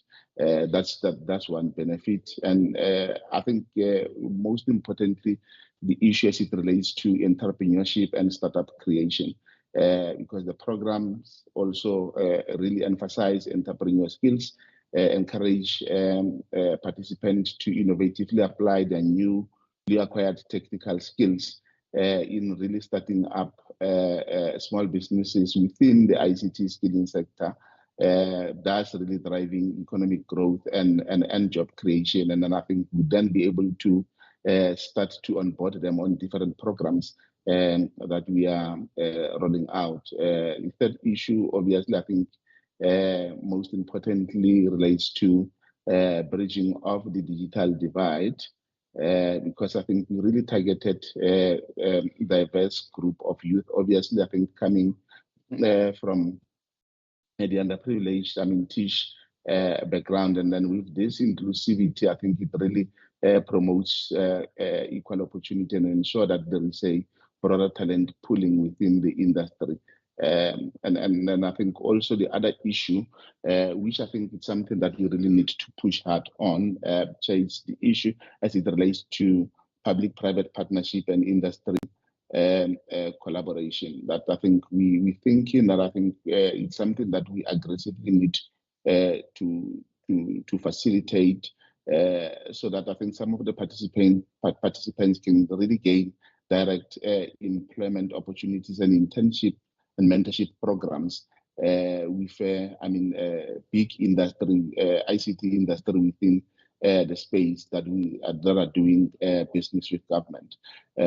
So, Chair, I think there is a whole list that I think we basically could go through in terms of those economic benefits, but I think really at a high level, that is that. But maybe just to really step away from that, also is the issue as it really addresses the skilling gap within the sector as it is. So, it was quite targeted. The other question that the chairperson asked, I think this as it relates to one, the SOC assessment and the penetration test that the Auditor General did, which largely resulted in some findings that were on our final report. Chair, I can confirm that what we did, we basically dissected all these particular findings into manageable components, so that at least we are able to really identify some gaps and potential vulnerabilities that we can begin to quickly tackle as the quick wins. In that, I think there is a detailed action plan that we developed as and when we're responding to that, really from a technical point of view, which I think AG did note that, and then I think it's something that they are going to continue to monitor with that, of which that really complements some of the efforts that we basically have in terms of the firewall environment that I think we have successfully implemented, of which I can confirm that now that environment is starting to inject some critical locks onto our security operations center that is fully outsourced and managed with us. So I think from a vulnerability assessment point of view, we are able to really pick up some of the issues that AG had, advised, and then I think they've basically also went a step further in terms of providing us with that detailed penetration testing, which I think we used to facilitate a comprehensive remediation process in that particular regard. But over and above that, most of this, I think, they are reportable within our Operation Clean Audit committee structure, I think, which basically holds a regular meeting to largely look at different audit commitments that we would have made and the progress that we make in that particular regard. And then I think the issues it relates to cybersecurity, I think we've put it on top of the priority list as it is. So I think in the main, Chair, one can confirm to then say I think there is a detailed remediation plan that we made as far as that, and then I think we're really appreciative of the detailed work that really came from that pen test that was done by AG. But suffice to really confirm, Chair, to contextualize that, to then say that penetration test, I think it was really a managed exercise in that I think we did give Auditor General access to our environment to do that. It should not necessarily be read that I think any other unscrupulous person, I think, would gain access into our environment and then still expose the environment to those particular findings that AG had. I think it was more of an exercise that we performed with them. I think the issues it relates to the empowerment of the SMM is HOD spoke to that to them. So I think it did come with that comprehensive report. Also, I think the issues it relates to, I think it was the question that Chairperson asked on behalf of Member Dilang in terms of provision of detailed data in terms of GBN rollout. I think we should form part of the plan that was requested by members Celia, but I think part of it really speaks to the empowerment per corridors, I think, which is segmented in monetary value and scope of work. So I think we undertake to then say the supplementary information that we'll send to the portfolio committee, I think we would definitely include that information. So, Chair, I think those are the ICT-related questions that I could capture. My apologies if there is anything that I would have missed. If it's indicated, I would come back to it. Thank you very much, Chairperson. Yeah, I think you covered all those. Head of Strategy, do you want to add something, or maybe any of the ICT colleagues, if there is a need? I think there are two. HOD, one is the that deal with 7% of procurement spent on company owned by people with disability. That is in our annual report, we have achieved 2. And what have we done? I think in our Q2 report, we have indicated that we are failing achieving the target because of the roadshows that we have conducted in a different corridors. After we have identified the problems that was hampering this company to participate in the procurement process, which is compliance with SARS legislation, and also to update the CSD, and also to educate them in terms of how do they respond in terms of completing the informations when they respond to the RFQ request. Based on that interventions, I think Chair and the committee members, we have seen the results, because for this quarter, we are planning 7% target and we have achieved 8%. The last question deal with the, I think is the one for the implementation and of the Gauteng Township Economic Revitalization Strategy. So I think as the department, we support the Gauteng Economic revitalization strategy. And then we have the view that all the GPG department must do as such. But we have different mechanism. I think some DDG Msina touch on them that we've put in place, like the enterprise supply development programs that we are partnering with the University of Johannesburg and TVET colleges to empower the previous disadvantaged ICT entrepreneurs. But we also roll out the Youth Tech Expo, which are driven by the department and the MEC office to target all the 5 corridors to educate the youth about ICT skills and to address the challenges of the youth in the province. But we are also participating in the work stream that has been established by the Premier Office to identify any challenges and blockage that could hamper the fastness and the implementation of this strategy. Thank you, HOD and MEC and portfolio committee and colleagues. Okay, Chairperson, thank you very much. I think let's stop there. What we do commit, Chair, it's because it is a detailed question on the list of companies, the scope of work, the disaggregation of that per corridor. We will prepare that information and send it through to the portfolio committee. But for EGAF, we can stop there, Chair. You can guide whether we can proceed with Cogta.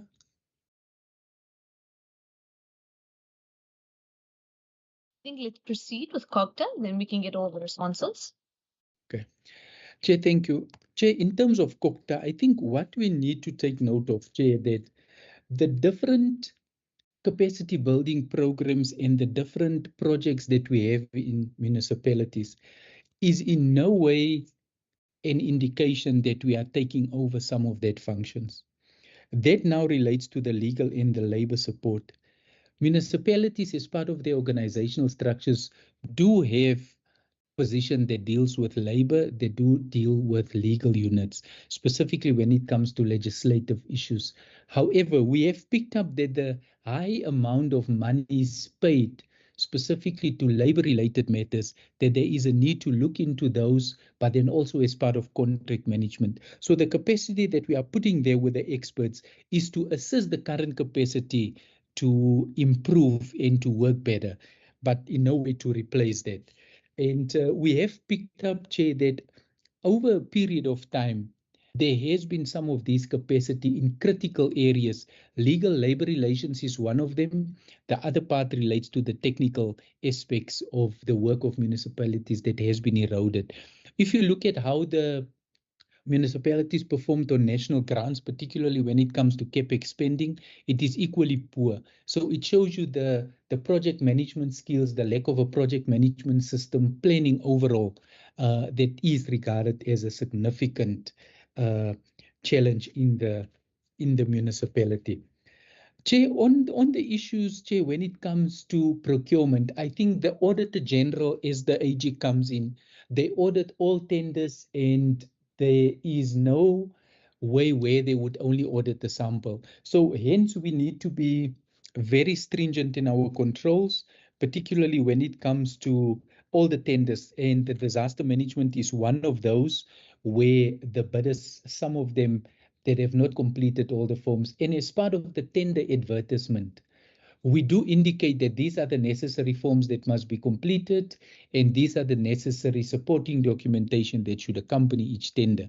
And if we are including those, and at the first level of verification, we do not eliminate them, automatically that will be a finding against Cogta. So we do find that there's these challenges. Hopefully, when we do briefing sessions with potential service providers, but in the end, it's up to the service provider to ensure that their bids fully comply with what's the directive. Chair, I'm going to let the team also partly respond to which are those municipalities under the areas that deals with anti-corruption that have not responded. And Chair, you know what? When we started the Municipal Integrity Management Project in the provincial government, and we have further escalated it to municipalities, you do see sometimes a reluctance, because what it means, people must disclose, there must be consequence management if there is not compliance with the act, and the capacity to deal with it on the one hand is not sufficient, but then also on the other hand, to implement those is a significant challenge in municipalities.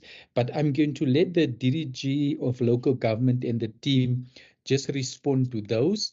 And then I think DDG Mase and the team can respond on the issues relating to the spending, specifically in terms of capex, and also the areas relating to the commission. So I see Diriji Mase's hand is up. We can start with him, and then we can go to Diriji Mokate and the team. Diriji, please proceed. Thank you, Ashodi, and good morning to Chair and members, Missy. Ashodi, I'm going to speak briefly to what you just spoke to, because it starts under Kibaka, which I'm accountable for. The question, I think you have answered the second element of it, which is our understanding as to why municipalities are reluctant sometimes are not responsive to some of these issues. I think you have covered that. I was going to say that whilst we don't have an evidence necessarily, but we have a sense that they become reluctant sometimes to get into details with regard to some of these issues, and that's a matter that we are dealing with. So that's an answer to that. In terms of which specific municipalities, it's Mogale City, Mfuleni, and Lesedi. And in terms of how then the kind of recovery plan, we're planning to reconvene those in this quarter that we entering quarter 3, and we have already returned to municipalities to engage them in relation to that. We have not acted on this, but we have also thought that if they are not responding to that, we may have to ask the MEC to write to the mayors. So that's the response on the anti-corruption points that were raised. I'm going to allow Ndathengwabe to speak on the capex issues, Shodi, with your indulgence, and Chair. Thank you so much. Thanks, Ashodi, and good day, Chairperson, and honourable members. The two issues that Chairperson were raised is the 6% expenditure and what would probably be the patterns in terms of expenditure, and why the low expenditure. I think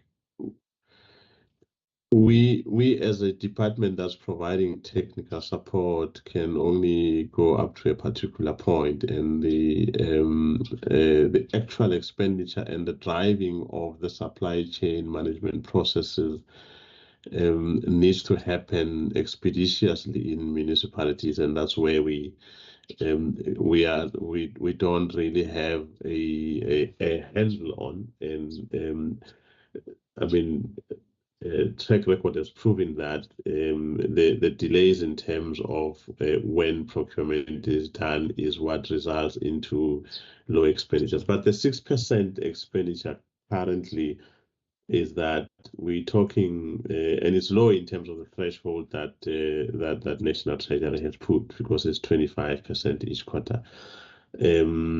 But this is as a result of the fact that it's actually in we're talking our second quarter, but it's actually the municipal first quarter.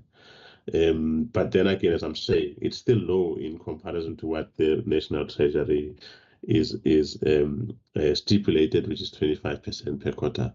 And as much as National Treasury has not accepted that it is potentially not possible to get a 25% every quarter because of the nature of the projects that they're doing. We've also supported municipalities to try and make sure that the planning in terms of procurement can also be dealt with in up to the first quarter the fourth quarter of each financial year, so that when you get to the first quarter, you can then begin with expenditure. But it has not been.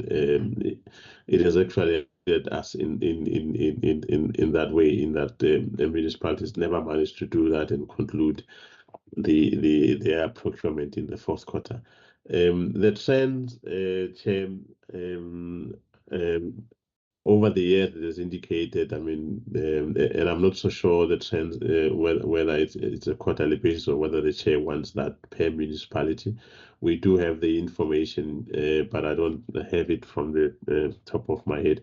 And I think better for the chair to indicate if it's quarterly per municipality, then we can extract that information and also send it. But we've always had municipal performance-wise, we've always had Rand West being at the top of the municipalities in most cases, even in comparison to the metros. But we would rather have a consolidated picture, Chair, and send that through to you, which would then present all of the issues that the chairperson would want to see. Yeah, the expenditure, as you can see, if it's 6%, it means at the end of the financial year of the municipalities, we are not going to be sitting at 80 or 90%, and for the past 3 years, we have not been able to get to 90% in Gauteng in terms of the grant expenditure. But basically, the biggest hurdle being the municipalities driving the supply chain processes quickly, and making sure that they can deliver. One other aspect to bring up in terms of low expenditure is because of the construction mafia that's perpetually just disrupting the construction where projects have started. That just exacerbates the situation.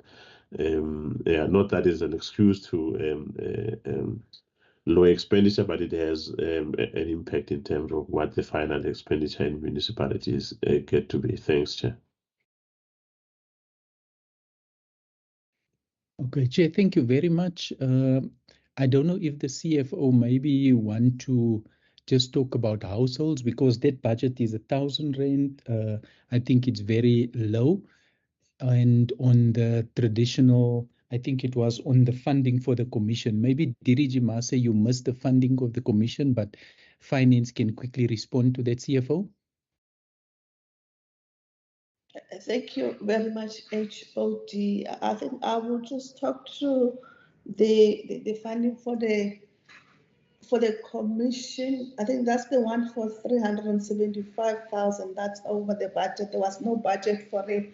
But what we do is that we have reprioritized. So we have done budget shifts during the midterm adjustment. There will be no overspending as a result of this. So I just need to, I think, let me ask the DG Masi to talk about more details on the commission, because I don't have those details that the chair asked for.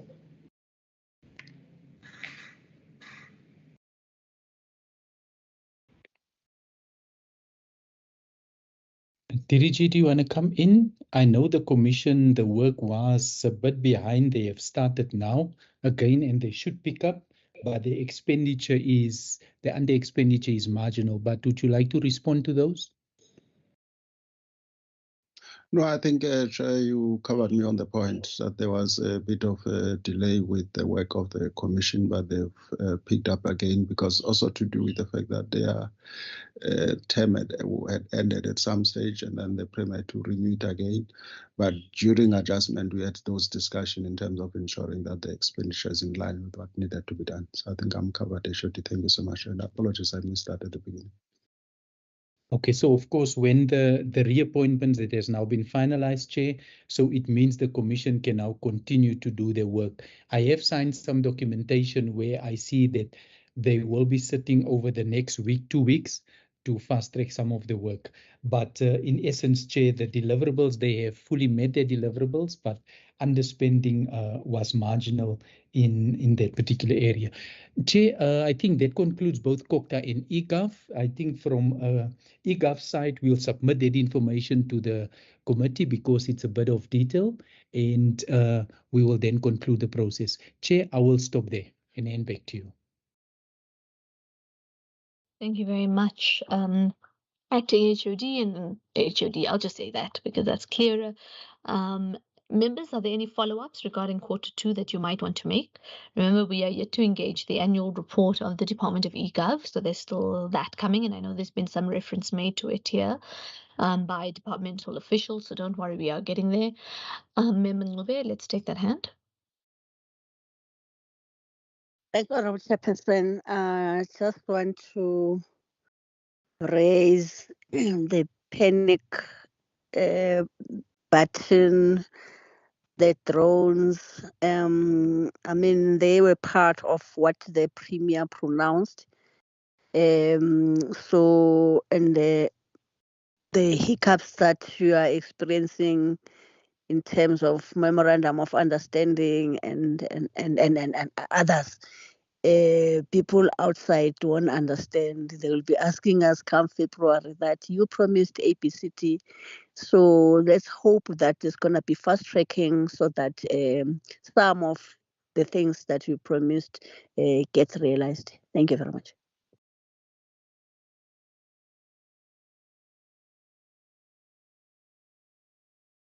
Thank you very much, Member Ngube. I think that's a comment. I agree with you, and I don't think it necessarily needs a response from the acting HOD or the team, so that's duly noted. Members, we're now going to move to our next agenda point, which is that of agenda point 6. Quite a lot has been presented to us already, but of course this is important because this is now the annual performance report for the 22-23 financial year. So I'm going to hand over again to the Department of eGov, and they're going to table the annual performance report, and then we can ask our questions. Thank you. Chairperson, thank you very much. I know the MEC is in another engagement with the Premier, and it's primarily, I'm sure MEC would make his comments later in the session. But Chairperson, I think from an annual report perspective, we can comfortably say, Chair, that the pronouncements made by the Premier on the 7th of October when the new executives was pronounced, not all the deliverables has been fully achieved, but as a department, the annual report demonstrates some good internal controls, robust risk management, so that on the one end, we have stringent controls relating to managing the budget, but there's also further controls when it comes to the management of our non-financial performance. If we go on to the next two slides, Chair, I just want to reiterate that for the period under the review that we are reporting on, the department have spent 92% of the budget. And when it comes to non-financial performance, the department have spent 73% of the targets. Chair, ordinarily, if you look at best practice, you want to see a 5% difference between your financial and non-financial performance, because the two needs to be linked. You cannot have significant expenditure, but then you have performance from non-financial that is lagging way behind. Of course, there is some areas that is not usually affected by the budget, but we'll need to make sure that there is synergy between the two. And as we move forward, Chair, the essence will be to ensure that we bring the alignment closer between financial and non-financial performance. Chair, of course, some of the key areas, once again, is the areas in Program 2. And Program 2 is the part that deals with one of the core functions, which is ICT. And if we just look at overall from the 33 indicators that was reported for the financial year, 24 were achieved. And there were 4 in Program 1 and then 5 areas in Program 2 that has not been achieved. So Chair, some of the areas relate to how we spend. Some of the areas relate to the kind of funds that we ring fence for targeted groups. And of course, due to the nature of the work that's done by the department, you will know that the administration component is much lower in comparison with your key program, which is Program 2 and Program 3.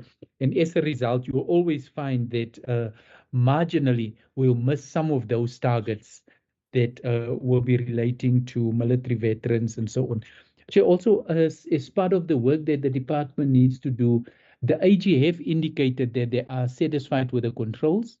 They have also indicated, and that also applies to the audit committee, whilst the internal audit operational plan was fully implemented, of course, there was findings raised, and as a department, we are responding to those findings because we shouldn't take for granted the outcome of the AG. So the department has received what we call a clean audit outcome, which means it's an unqualified audit with no material findings.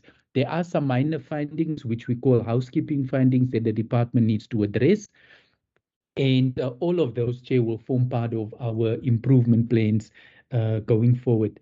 Chair, I think what we will do, we'll deal with the report in two parts. I'm going to let the head of strategy talk a little bit about some of the areas that we have not achieved. I think some of the key areas on GBN is also part of the report. Also, the sites that we have provided for both WAN, LAN, and also Wi-Fi hotspots. The numbers are very low, Chair. If you look at it currently, we have about 36 sites that was provided, 73 with LAN, 2 with core network nodes that was upgraded, and 7 Wi-Fi spots. Premier was at pains to explain to us that that's an area that he wants us to significantly accelerate. Hence, we have taken such a hard approach with the JV. And then, Chair, the CFO can just conclude by talking a bit about the areas of underspending from the 92%. So the head of monitoring and evaluation can take us through the first part, and then the CFO can then conclude. Chair, thank you very much. Head of strategy, please proceed. Thank you very much, HOD. In terms of the priority number one for our strategic imperative implementation, which deal with capable, ethical, and development state, with the outcome of provincial ICT oversight and governance. We're able to develop 3 ICT standards, which were approved and implemented in 22-23, 2 ICT lifecycle roadmap developed, and 1 ICT policy developed. This is to enhance the work that is required from us in terms of priority number one. Next slide.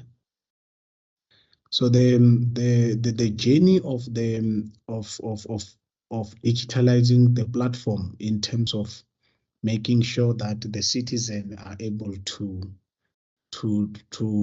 access a digital services, government and business. 15 e-services were developed in terms of the target for 22-23, and 15 e-services were tested. 10 open data set published and 19 data analytic projects were executed. Next slide. This is the area in which the HOD was highlighting, but one of the challenges that we have in 22-23, which we don't have in 23-24 now, which is in line with the catch-up plan, is that the budget of this modernizing provincial ICT infrastructure connectivity was a centralized budget, which had more processes in terms of the approval of the site establishment and site building from the department. So in terms of the catch-up plan and the strategy, we had more power to approve these processes, where some of them were hindering the progress in terms of the slowness of the response from the department. And then this put us in a very difficult position, because the numbers, the accountability of the numbers in terms of the annual report and the performance information reside with us. So we could not perform well in terms of, because only 36 sites provided, 73 on LAN and 25 on voice over internet protocol and 5 Wi-Fi hotspot. So this is in line with what we are doing in terms of the phase 3 and the monitoring and evaluation processes to ensure that whatever that has been planned and targeted for that quarter, we strive to achieve them. And where we cannot, there is a valid reason, like maybe it was raining, we could not work, or the equipment that are ordered, because majority of these ICT processes rely on equipment which some are not necessarily available in this country. So in terms of the procurement spend, 72% of the RFQ were spent in township economy, and 92% of the supplier were paid within 15 days, and 5 previous Advantage ICT entrepreneur were supported. But we have supported more, but in terms of the reporting, the signing of the contract, which work as an evidence of control when you are under audit, were delayed because the university calendar programs vis-a-vis our quarterly reporting were not aligned, which we have aligned, in the beginning of the financial year, of written letters to TVET college and then university to align their reporting with our reporting, so that we don't encounter that when they bring this contract, we have already closed the financial year, we are at the beginning of another financial year. Next slide. I think the ICT skills and the skill development, 6,965 staff were trained on online platform, and 50 youth placed on experimental learning. 36 people benefited from bursary, and 588 people were benefited from skill development training. So this is where we have trained the youth in a different ICT skills, so that we can be able to place them in a competitive economic environment of be able to responding to the demand of the ICT journey or request in their life. Next slide. The department risk register, which is a governance processes that we need to approve it, because before the beginning or the end of the Q1, because that's when you identify strategic risk and you put control that can hamper you to achieve your intended objective. This was achieved as per the plan, which was achieved in Q1.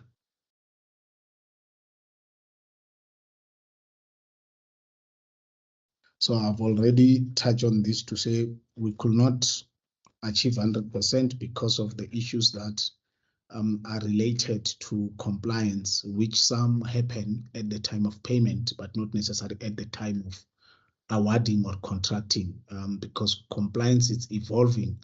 So you could comply when you tender, but after you have delivered the work that you are required to deliver, when we have to make payment, we find that they are non-compliance.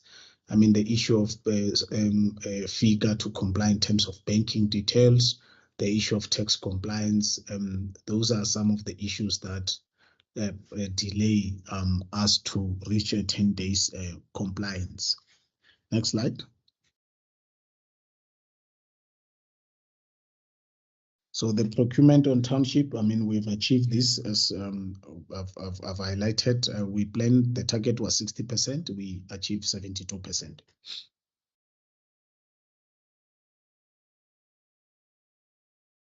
The procurement spend on company owned by PWD, we could not achieve in that financial year. We planned 7%, we only achieved 2%. But we put a strategy when we begin the financial year. One of it was to engage these companies through different corridors. And then we picked that there were certain elements that were making them not to be fully participate. One was the tax issues, which were not in order. 2 was the updating of the CSD with the correct information. 3 was to train them on how to respond to the procurement processes when the RFQ is issued, because there are certain processes and certain documents that need to be completed and submitted, as these RFQs are subjected to the audit at the end of the financial year and on a quarterly basis to the internal audit. But we've also invited them in our research and development endeavor, where we have it, and they were part of that. And then we also had some engagement, stakeholder engagement with them after and during that processes. And I can report that in terms of the performance in Q2, we have exceeded that performance, because at the 7% we've planned, we are sitting at 8%. So that shows that our interventions have been received a very positive results. 55% on procurement, budget spent on company owned by women, and then we achieved 64%. Next slide. The percentage of the of funding of vacant and funded position is 92%. We only achieved 91%, which is we were within the framework that is set by DBSA, that you must not complete the year with above 10% of the funded positions. But we were within the perimeter, but there were issues that, of course, delay the issue of us to reach 92%. Some were the interview processes that take long, which there was a plan that put in place, and the monitoring that happened. So this is an area in which we working closely in line with NACI's Spanish strategy, so that whatever that has been a plan has been achieved. Procurement spend on the military veteran was 3%, which we have achieved in terms of the target.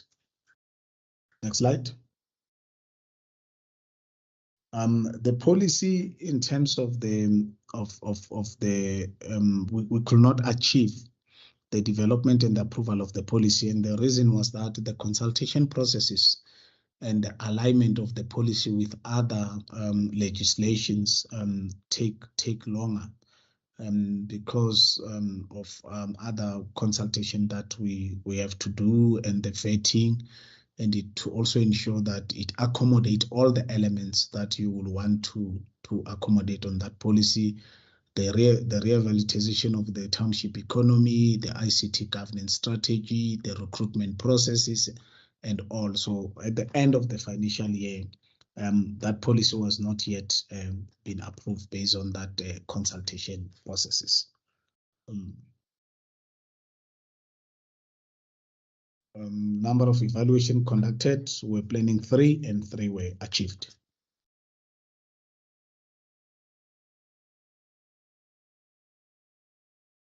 I've already highlighted on the bursaries. We have target was 65 people were given bursary. Youth placement on experimental learning was 50 people were placed on that experimental learning, which was both these were able to achieve the target.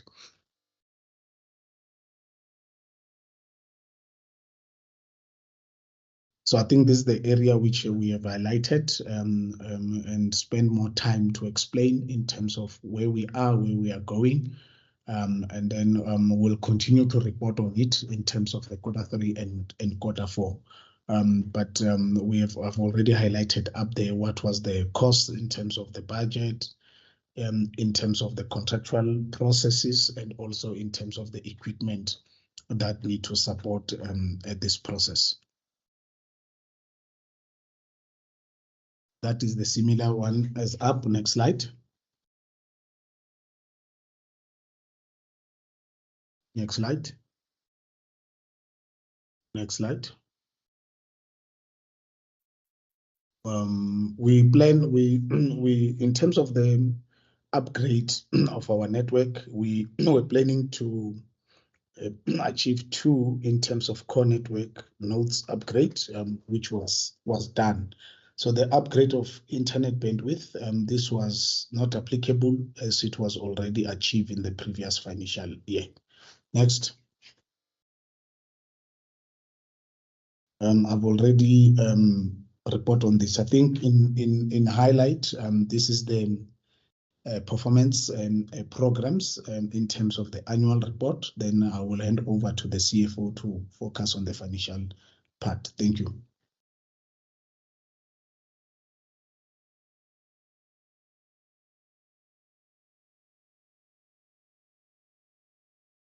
CFO.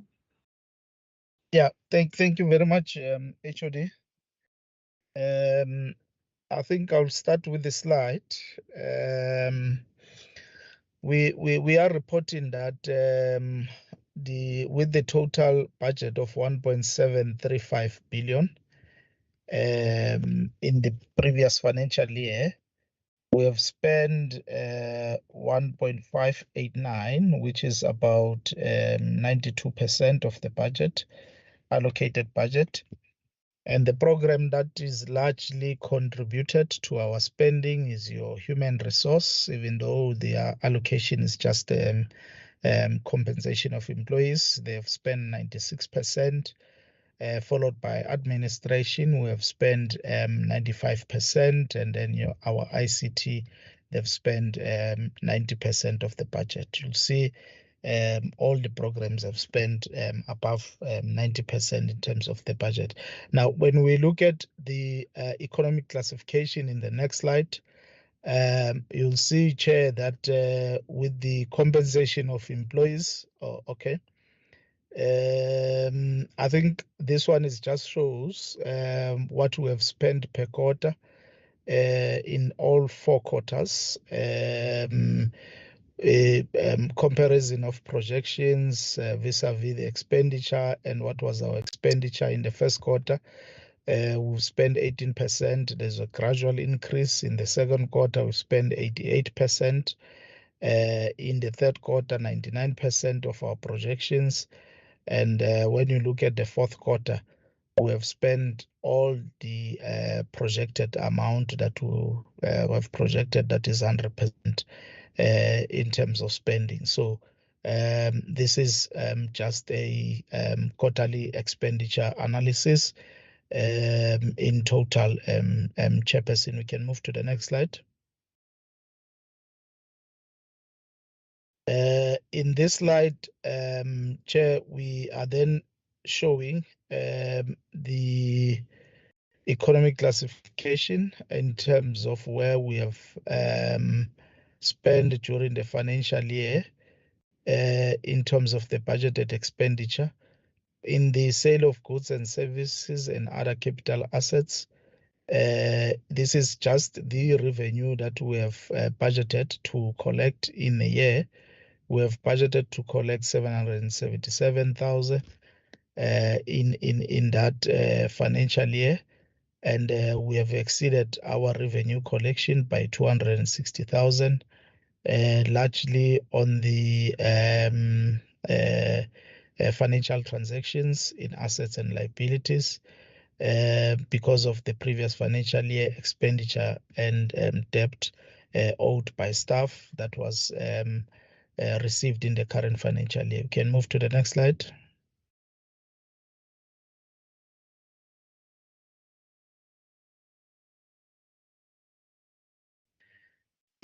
This slide talks about the variances of underspending if it is greater than 3% of the projections. We are then indicating what were the main challenges under compensation of employees. We are saying that the underspending is due to unspent funds for the positions that were vacant and not filled in that financial year, under which it cut across. If you look at program 1 and program 2, it's mainly on the compensation of employees, but on the program 2, in terms of payment for capital asset, we do record it, or we have recorded the underspending because of the centralized budget for the installation, building of new Gauteng broadband sites for other GPG departments, which were not completed in that financial year. What we are reporting here is that we've commenced with the build in the second quarter of the 22-23 financial year, and then payments that were made in the third quarter and fourth quarter. The remaining sites will be completed in the current financial year, which will then record that particular expenditure in the current financial year. Under program 3, the underspend, it's also regarding to compensation of employees. similarly with program 1 and 2. We can move to the next slide. In terms of 3.2, what are the mitigating measures to remedy over expenditure? I think say none, because it was the end of the financial year. It's the annual report. We've reported on the 4 quarters. In the next slide. We are then reporting about the Kiodi achievements. On women, we have achieved 60%, 64%. On youth, we have achieved 41%.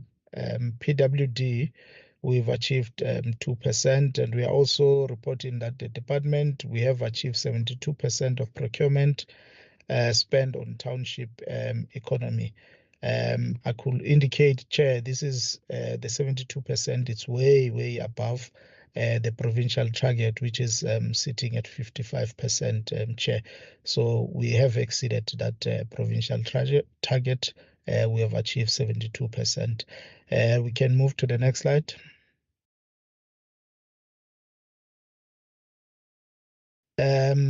Chair, I think here was just to give details in terms of the overspending and underspending against the projections. And we are also providing that, as we reported previously, that compensation of employees, which we have reported 94% of the 494 million budget for the 22-23 financial year. Largely contributed by the underspending is program 2, information communication technology, which spent about 91% of its budget. The unspent funds, it's with regard to the vacant posts that were not filled at the end of the financial year. Under capital payment of capital asset, we have recorded underspending as well. Largely because of the centralized budget. We have reported that in the previous slides, and we have reported that some of the bills started late towards the end of the second quarter, and most of those that were not completed will then be completed in the current financial year. We can move to the next slide.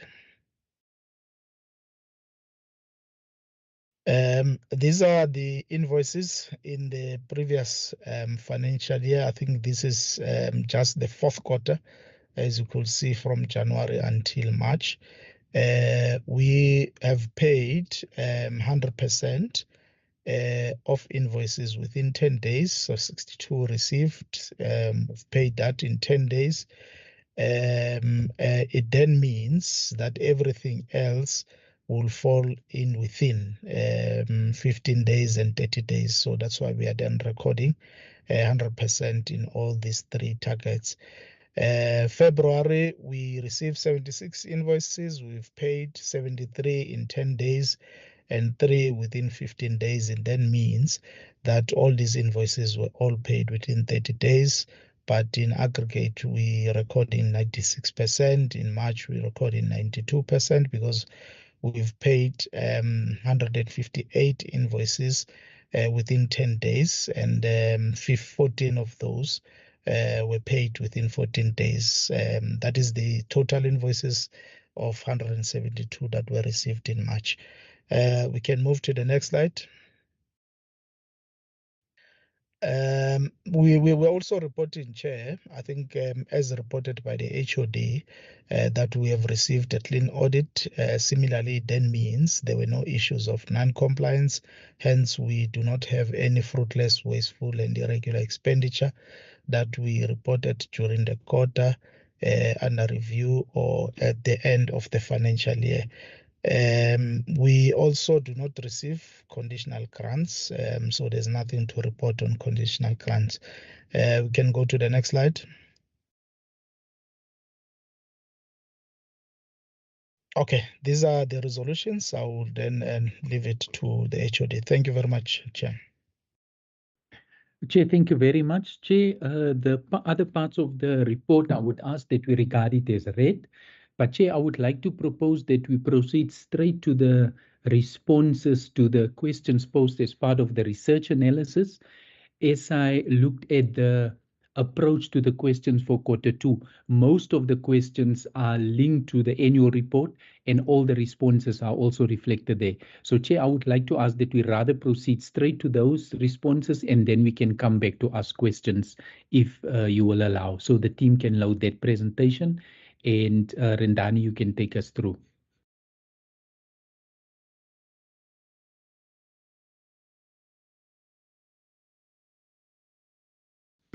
Yeah, thank you, HOD. I'll wait for the presentation.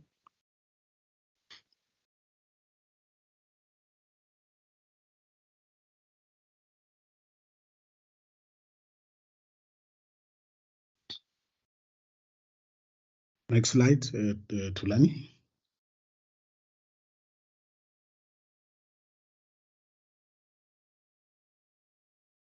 I think the first question was related to the discrepancy on the reported vacancy rate under non-financial target, where the department indicates 91.29% of funded positions were filled, which represent 8.17 vacancy rate. However, the post-establishment information is provided indicate a vacancy rate of 9.6, suggesting that the department will have filled 90.4 of the funded position. Can the department please provide the portfolio committee with accurate performance in far as the vacancy rate of department is concerned? The vacancy rate for 22-23 was 9.6. Staff establishment on the 20 show 8-1 filled position with 8 termination that still need to be updated on PESAL. As a result, the vacancy rate for Q4 was 8.71, and for the financial year is that. So I think the year we are explaining that when we close, there were other information that were not yet updated based on the PESAL, and then that's when after that information was updated. This is the true reflection of what we have reported in terms of the report that we have reported. So there was no discrepancy. It was just the reporting timelines and the reporting mechanisms as different close off and timeline in terms of that reporting. The second question, it's basically that the department planned to have 60% procurement spend on RFQ below 1 million township economy and achieve 72%. What is the monetary value of the reported percentage, and what are the economic spin of the procurement of township? So the department has achieved 72 of the township procurement spend, which translates to the monetary value of 24,28359. The department has played a crucial role in making meaningful contribution in the economy revitalization by providing support to SSME with necessary skill to sustain the business in a competitive ICT space. The investment in the township revitalization is a significant vehicle towards poverty alleviation and job creation. So these are the services rendered in support of SSME capacity building, among others, staff development, catering services, machinery and equipment, IT, consumable, hospitality, maintenance of non-infrastructure. Next slide.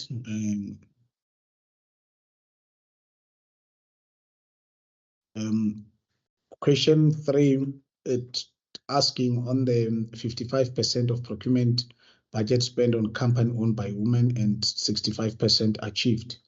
So the year we requested the number of companies per corridor, the monetary value, the project, the region, and the scope. So I think we have indicated that 20 million was spent on at least 52 companies owned by women. And then we indicate how many per corridors and what was the value for South Corridor, 7 million up 16. Company North Corridor 478.7, Western Corridor 4.6 million 12, Eastern Corridor 7.4 11, and Central 5616. So the company render services for the department and company subcontract for the GBN roll out. The next question. So I think this is the continuation. It's the scope. It was mostly IT projects and catering, and the rolling out of broadband infrastructure is essential to support township economy and expanding the infrastructure, which reduce the connectivity cost. And then will some township have to access to Wi-Fi, and the department aim is to ensure that public and business in township at site that have access free Wi-Fi. Next slide. So, and then this is the SSMA contracted under GBN rollout phase 2, and then we mentioned the name of those companies in terms of the corridors and the QSQ and EME company that work on that projects. Next slide. So we need to give the plan and what are we gonna do, as we did not achieve 7% of procurement spent on companies owned by people with disability, because we only achieved 2%. So we are indicating here that we have conducted the roadshow or the educational roadshow, and then after we have identified that the issues here is about SARS, it's about Gauteng province, and we did this in partnership with them. And the main aim and the relevance of this roadshow was to ensure that there is a compliance with total requirements as per SARS legislation and other requirements pertaining to procurement processes. So that we overcome these challenges, and we can report to the committee that indeed we have overcome this, because our Q2 report has indicated that there is a significant overall increase in terms of this, as the 7% target has been achieved, as we are sitting at 8%. Next slide.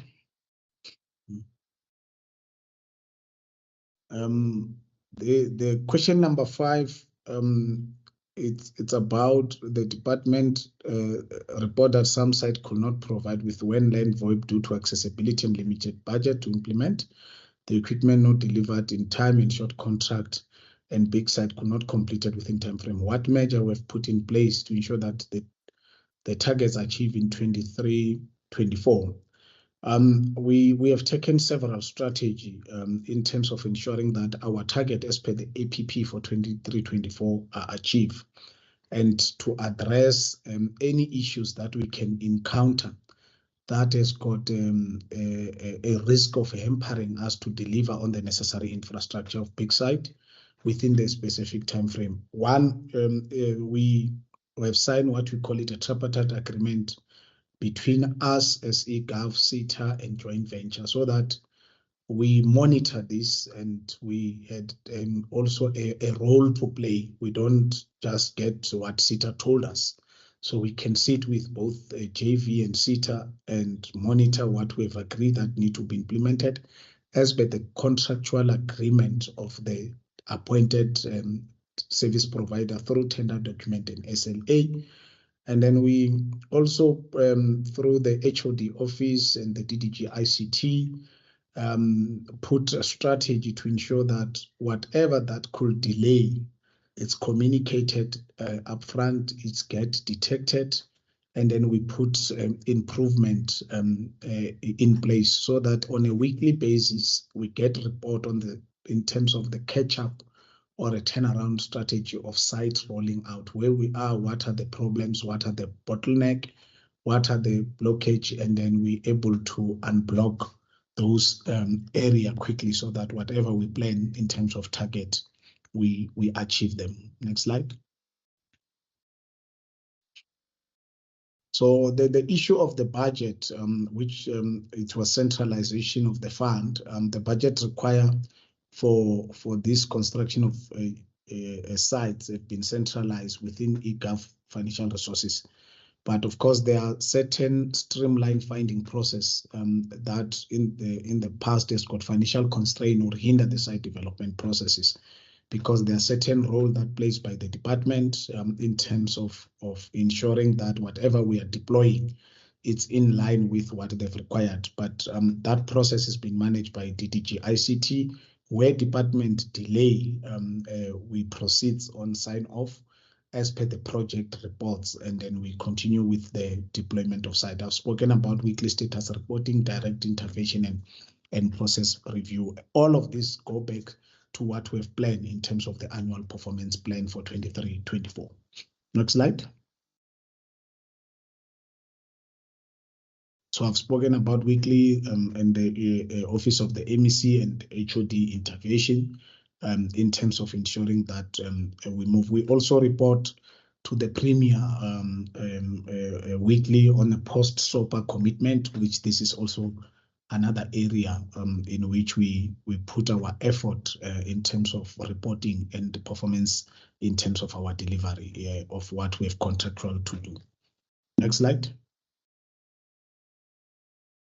So the portfolio committee note that the department planned to have 100% of supply paid within 15 days. SIP and the target was, can department please provide with the performance or report on GP and phase 3 sub, conclude the monetary value of that. This is some of the information that the HOD has made commitment, as the question was also asked to give more. But here we have just given a summary in terms of because the appointment and the contractual of the subcontract is not yet completed. It's still ongoing, but this is the current information that we are currently have, including the site build, the what covers the region, and the scope of work. Next slide.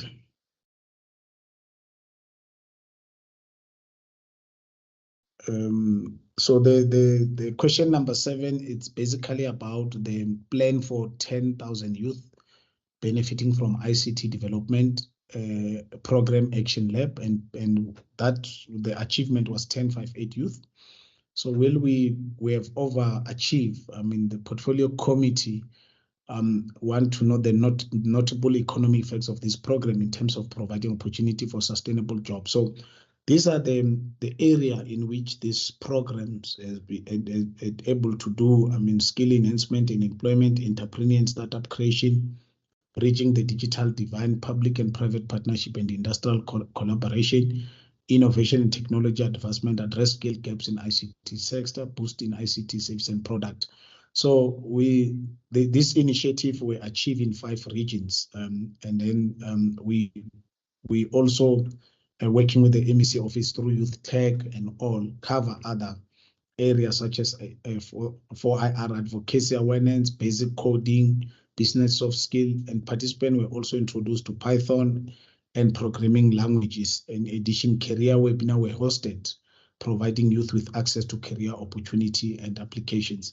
In some instances, like the one we had it on Oliver Bosch, there were companies that able to take some of the youth to different programs and learning experience direct to their employment. Next slide. The issue of audit and the SOC, I think the DDG Msina has touched base on this when he responded on other questions, particularly on Q2 report. But I think in summary, we've got operational clean audit committee that sit that monitor the implementation and the resolutions of the audit findings. But we also had self-control assessment that it's also been done by the chief risk officer, which reports to this committee in terms of giving us reasonable assurance in terms of implementing and resolving all the audit findings that are before us timely and in line with what is required in terms of the COSO framework, so that some of the findings are not repeated and some of them we address, because some can be repeated and have impact and negative impact in terms of the clean audit. But of course, even the branch itself, in terms of their day-to-day working as an ICT, some of these issues that have been raised are part of their daily operational work, and then they include them on a daily scope of work, so that we don't find them repeated or raised again by Auditor General. Next slide. I think the issue of the issue of the detailed analysis, I think DDG Msina has touched on it, and then the implementation of the audit findings, I think we're busy implementing and then monitoring them through OPCA, and then and to ensure that we are aligned And then even if this environment can be tested, we eliminate some of the things that could have peaked and become a repeated finding. Next slide. So the issue of the Gauteng Township Economic Revitalization Strategy, I mean, at the department, you could see in our report, we've got target on GOD, we've got target on people with disability, we've got target with youth, the MKVA, and then we are monitoring those targets on a quarterly basis, and then so that we complied with them. Where there is a problems, we intervene with partnership with those that can bring broad solutions to ensure that those people participate in the economy. So we believe and support this, and then it's our view that even all GPG department do the same, but we also had other enterprise supply development program, which we had partnership with University of Johannesburg. We have partnership with TVET College, wherein we empower previous disadvantaged ICT entrepreneurs so that they can be able also to participate to the Gauteng township economy. Our Youth Tech Expo, where we go around 5 corridors, we educated the youth on ICT skills, and we address the challenge of the youth in the province, and to also to encourage them to participate in terms of the procurement process or any other opportunity that will boost and enhance their economic activity in the province. We are also participating on the work stream through the other department, which is normally coordinated by the Premier Office, so that we, wherever there is a blockage or there are other lessons that we can learn from other or they can learn from us, we also do that to address this issue in a coordinated manner. I think this was the last question.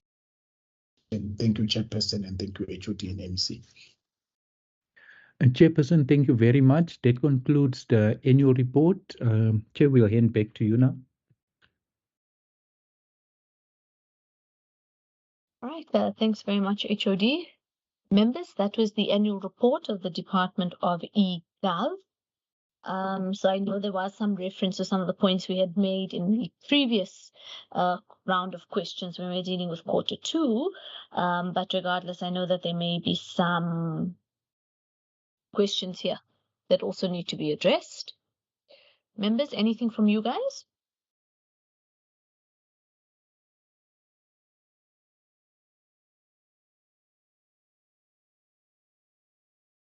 Okay, I'm not seeing any hands. Am I to assume that members are comfortable with what has been presented? Look, for me, the same points are made in terms of the performance. Obviously, it's less acute in that particular annual report because it's a wider ranging time period. But you can see the regression on a number of factors, and I'm not going to repeat that. I think it was more relevant for the previous quarter 2 because there's time for real intervention there.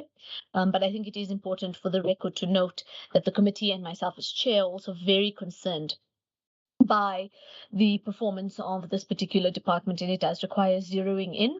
I think it's also very important, MEC, this one is for you and also for the Premier, who is not here, but I know you are interfacing with him right now.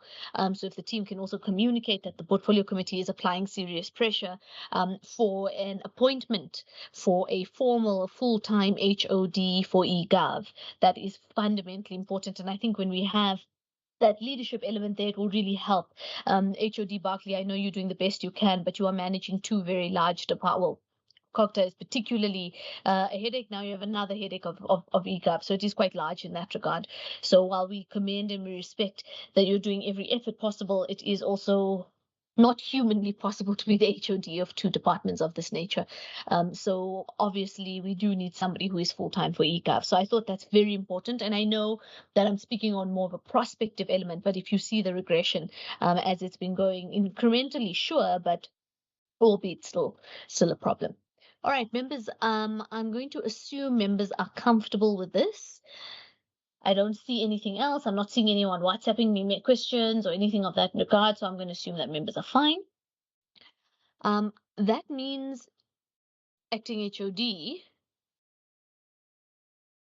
I can release the Department of eGov because our next presentation is for that of Cogta, but I do know, Acting HOD, that you have your procedures, how you like to do it.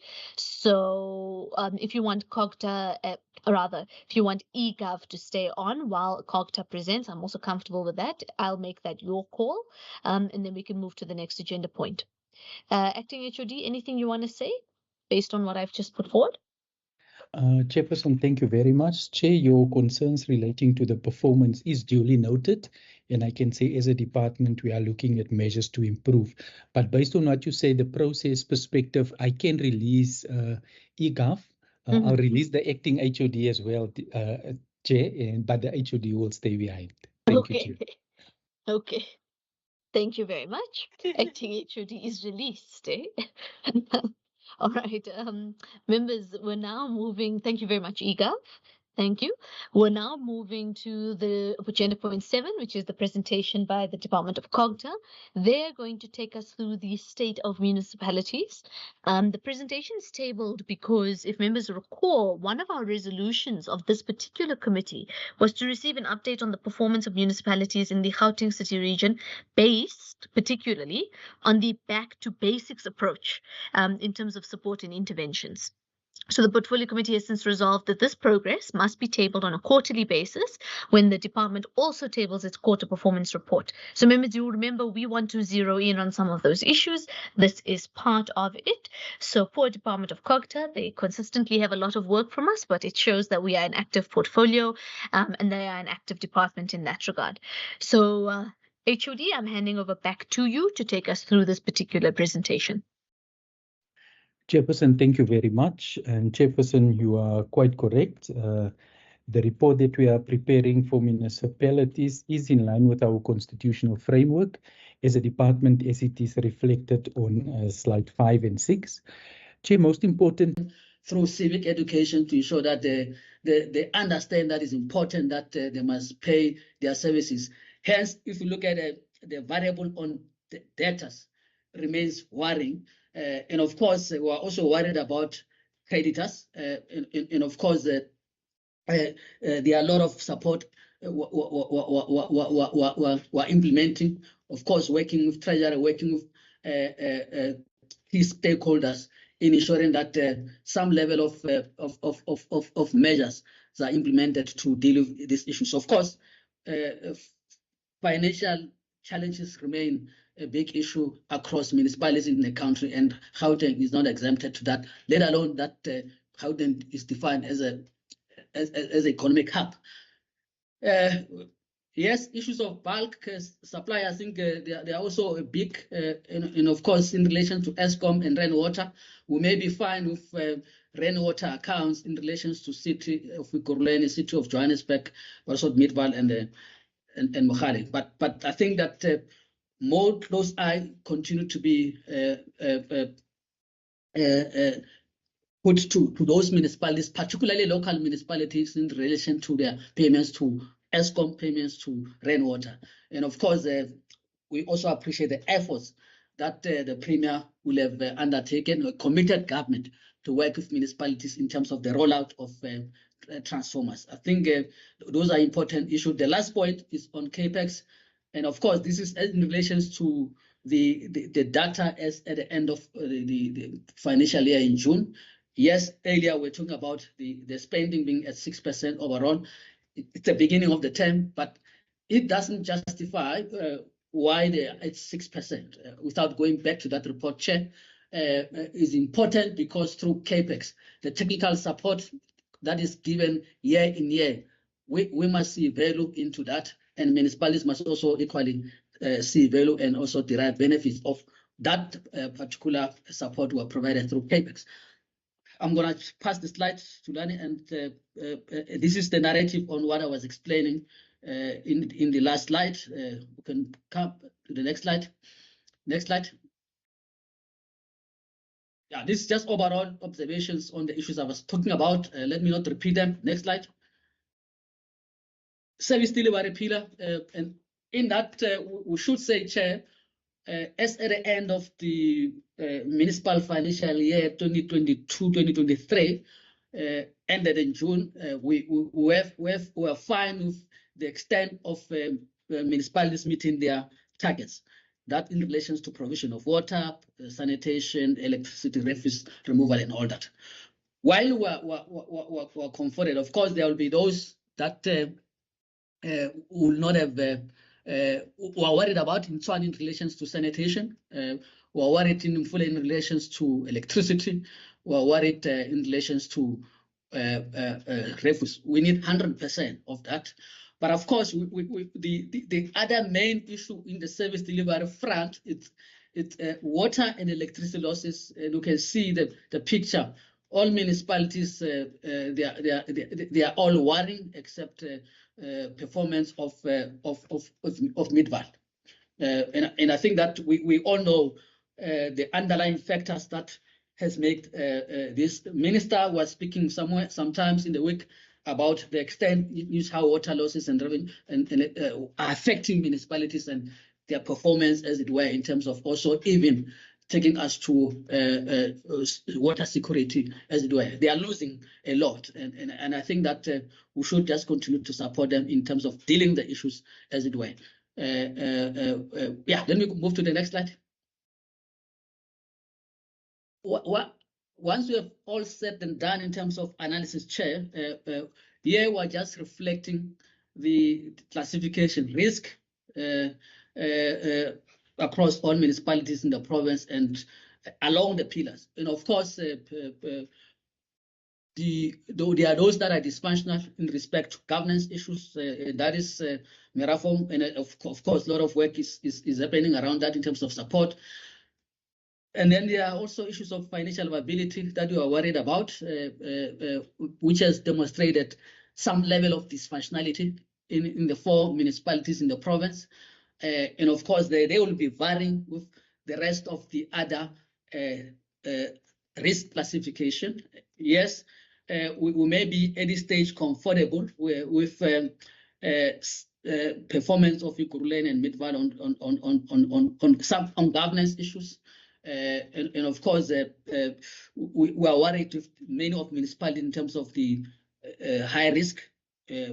Low risk does not necessarily mean that we should not put an eye, because if you don't look at those issues, we may regress, and then we found ourselves in a dysfunctional stage. But this is the picture without going blow by blow, as it were. Next slide, Chulani.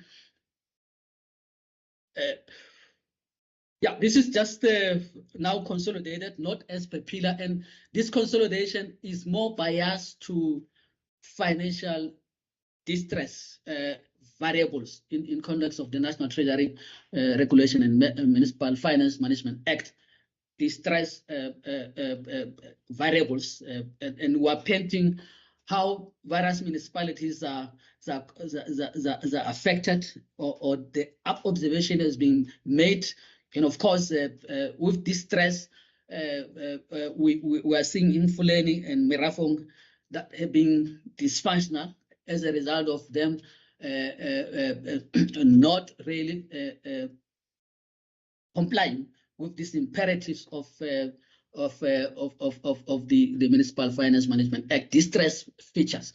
And of course, there are those that are defined or observed as the medium high risk, and of course, Tshwane, Rand West, Mogale, West Rand, and Citibank listed. We're painting them at the high risk in relation to the distress indicators. Next slide, it will be the low risk one, which in the main is Ekurhuleni and Midvaal. As you observe the distress indicators, and then we don't think that in terms of the distress indicators, there's any municipality that is exonerated. Yes, it's dysfunctional, high risk, low risk, and of course, this implies that, this confirms why many of these municipalities have approved unfunded budget. And of course, as a result of these financial difficulties that are finding themselves in. Next slide. I'm not going to go blow by blow. I think we must say that there are all those concerning issues that we've raised, that even the ESCO is worried about. And then we are then internally, Chair, recommended that there are a lot of things that need to happen in strengthening, intensifying Section 15 support.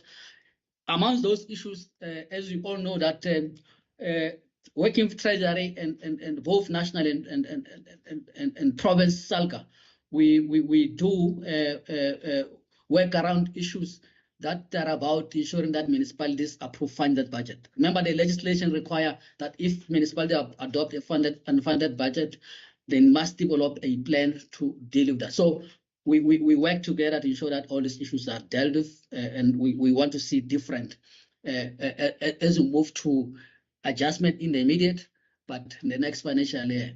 And we know what the law says about this. Is not encouraging. In fact, not even encouraging. Municipalities are not expected to approve these things. Unfunded budget, but it happens. But there must be those corrective measures. 154 being intensified, Chair, through Capex Forum. Capex Forum is another instrument of 154. And of course, I'm not going to go into detail of that. This work that we do as part of technical support must find expression in that and deal with issues of planning, but also in the main, ensuring that municipality spends this Capex budget, given the importance of the Capex in service delivery and again, performance of municipality generally, as it were. And of course, Capex, debt management. We know how important is debt management. Mobilizing sector department, ensure that we are able to ensure that departments pay the services as it when they're consumed from municipalities. And I'll leave the other elements of 154. I think they are quite clear. We can't labor much about those. The other important is the how disaster management. Of course, with lessons drawn from different parts of our province, whether in Joburg, Ekurhuleni, Tshwane, we'll have to intensify the support that we're providing to municipalities through provincial disaster management. The other elements which were recommended that we need to intensify is how we deal with UIFW issues, and again, how we're going to work with Treasury to institute measures to enforce the issues of consequence management, which have over time has impacted the performance of municipalities as it were. Next slide. Okay, these other slides, they are just dealing with specific, not generic issues as the previous slide. They are specific issues that internally we are recommending that we need to do.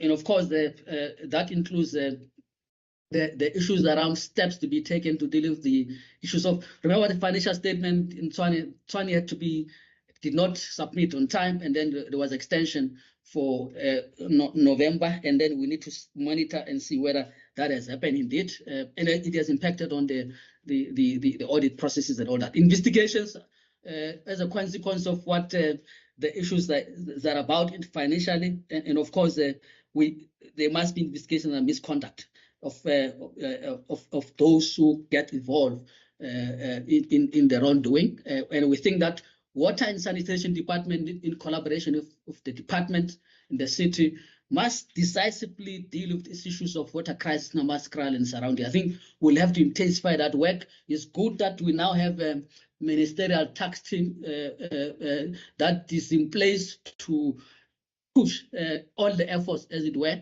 to deal with those issues in Tshwane. And lastly, we thought it's going to be important in dealing with issues of financial distress of the city, activate Section 195 of the Constitution. That will have to be activated in conjunction with the city, and we were already saying that we need to start the conversation with the mayor, executive mayor, so that we can begin to collectively take upon this issue as we are proposing. Next slide. Those are the two issues, of course, in the city of Ekurhuleni. I think they will be more similar to some of the points we raised in Tshwane. Next slide. The same as Joburg, the two recommendations, the first two they are the same with the others, but I think the distinct one is how we speed up the management of disaster response in the city of Joburg. You will remember the CDB case and all that. So we will want to speed up that. Next slide. We want to also ensure that the issues in the West Rand they are dealt with in terms of the overdue amounts. But lastly, the issue that of strengthening the intervention in terms of 135. So we have 135 of the constitution in the two municipalities. Then the West Rand is one. Of course, Mfuleni is a second. Of course, it started in Mfuleni. We are now doing even Merafong. Maybe I'll pass the slide to that point I've made, which demonstrate that. And I think maybe without laboring much on Merafong, in addition to the point I was raising about activation of 195, of course, there's a lot of work that is happening in terms of dealing with the issues of St. Paul. There's a Merafong Disaster Emergency Center there. That is an IGR instrument that is mobilizing the role players to play a particular role to deal with these issues in that part of the province. So I'm going to move to the next slide.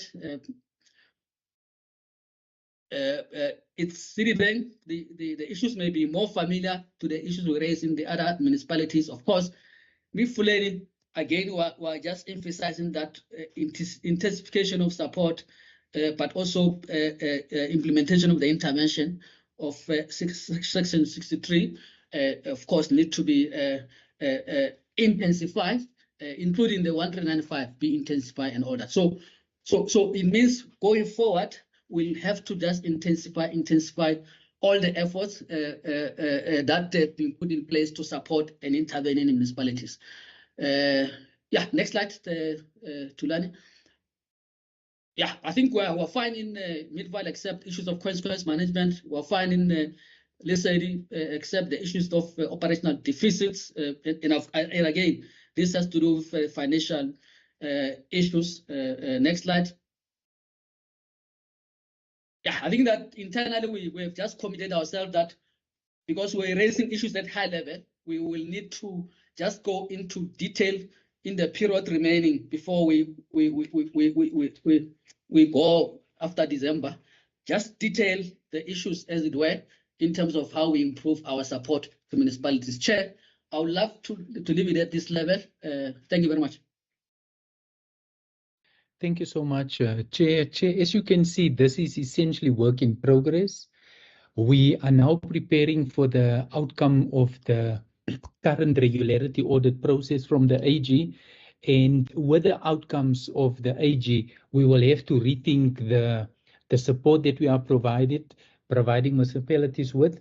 Of course, it will be based on where there's areas that's improvement. So we will have to release some of those, but focus more on the areas that will make a significant difference in improved audit outcomes. Chair, let me leave it at that. By the time we come back to the next meeting, we would also give you a level of assessment of the work that we have done to give you a sense of which municipalities are still very much at a level of dysfunctionality and which municipalities have started to show some improvement. Chairperson, thank you very much. Thank you very much, HOD members. That was a bit of a snapshot, that's what I'm going to call it, into some of the interventions of what's going on and where we are. But I do think it's a very good start, HOD, for us as members, because this is exactly what we requested. We want to know beyond just the annual report and those specific, questions we ask or resolutions. We want to really drill into some of those issues. So this is a really great place to start. Members, are there any questions you may have on this matter?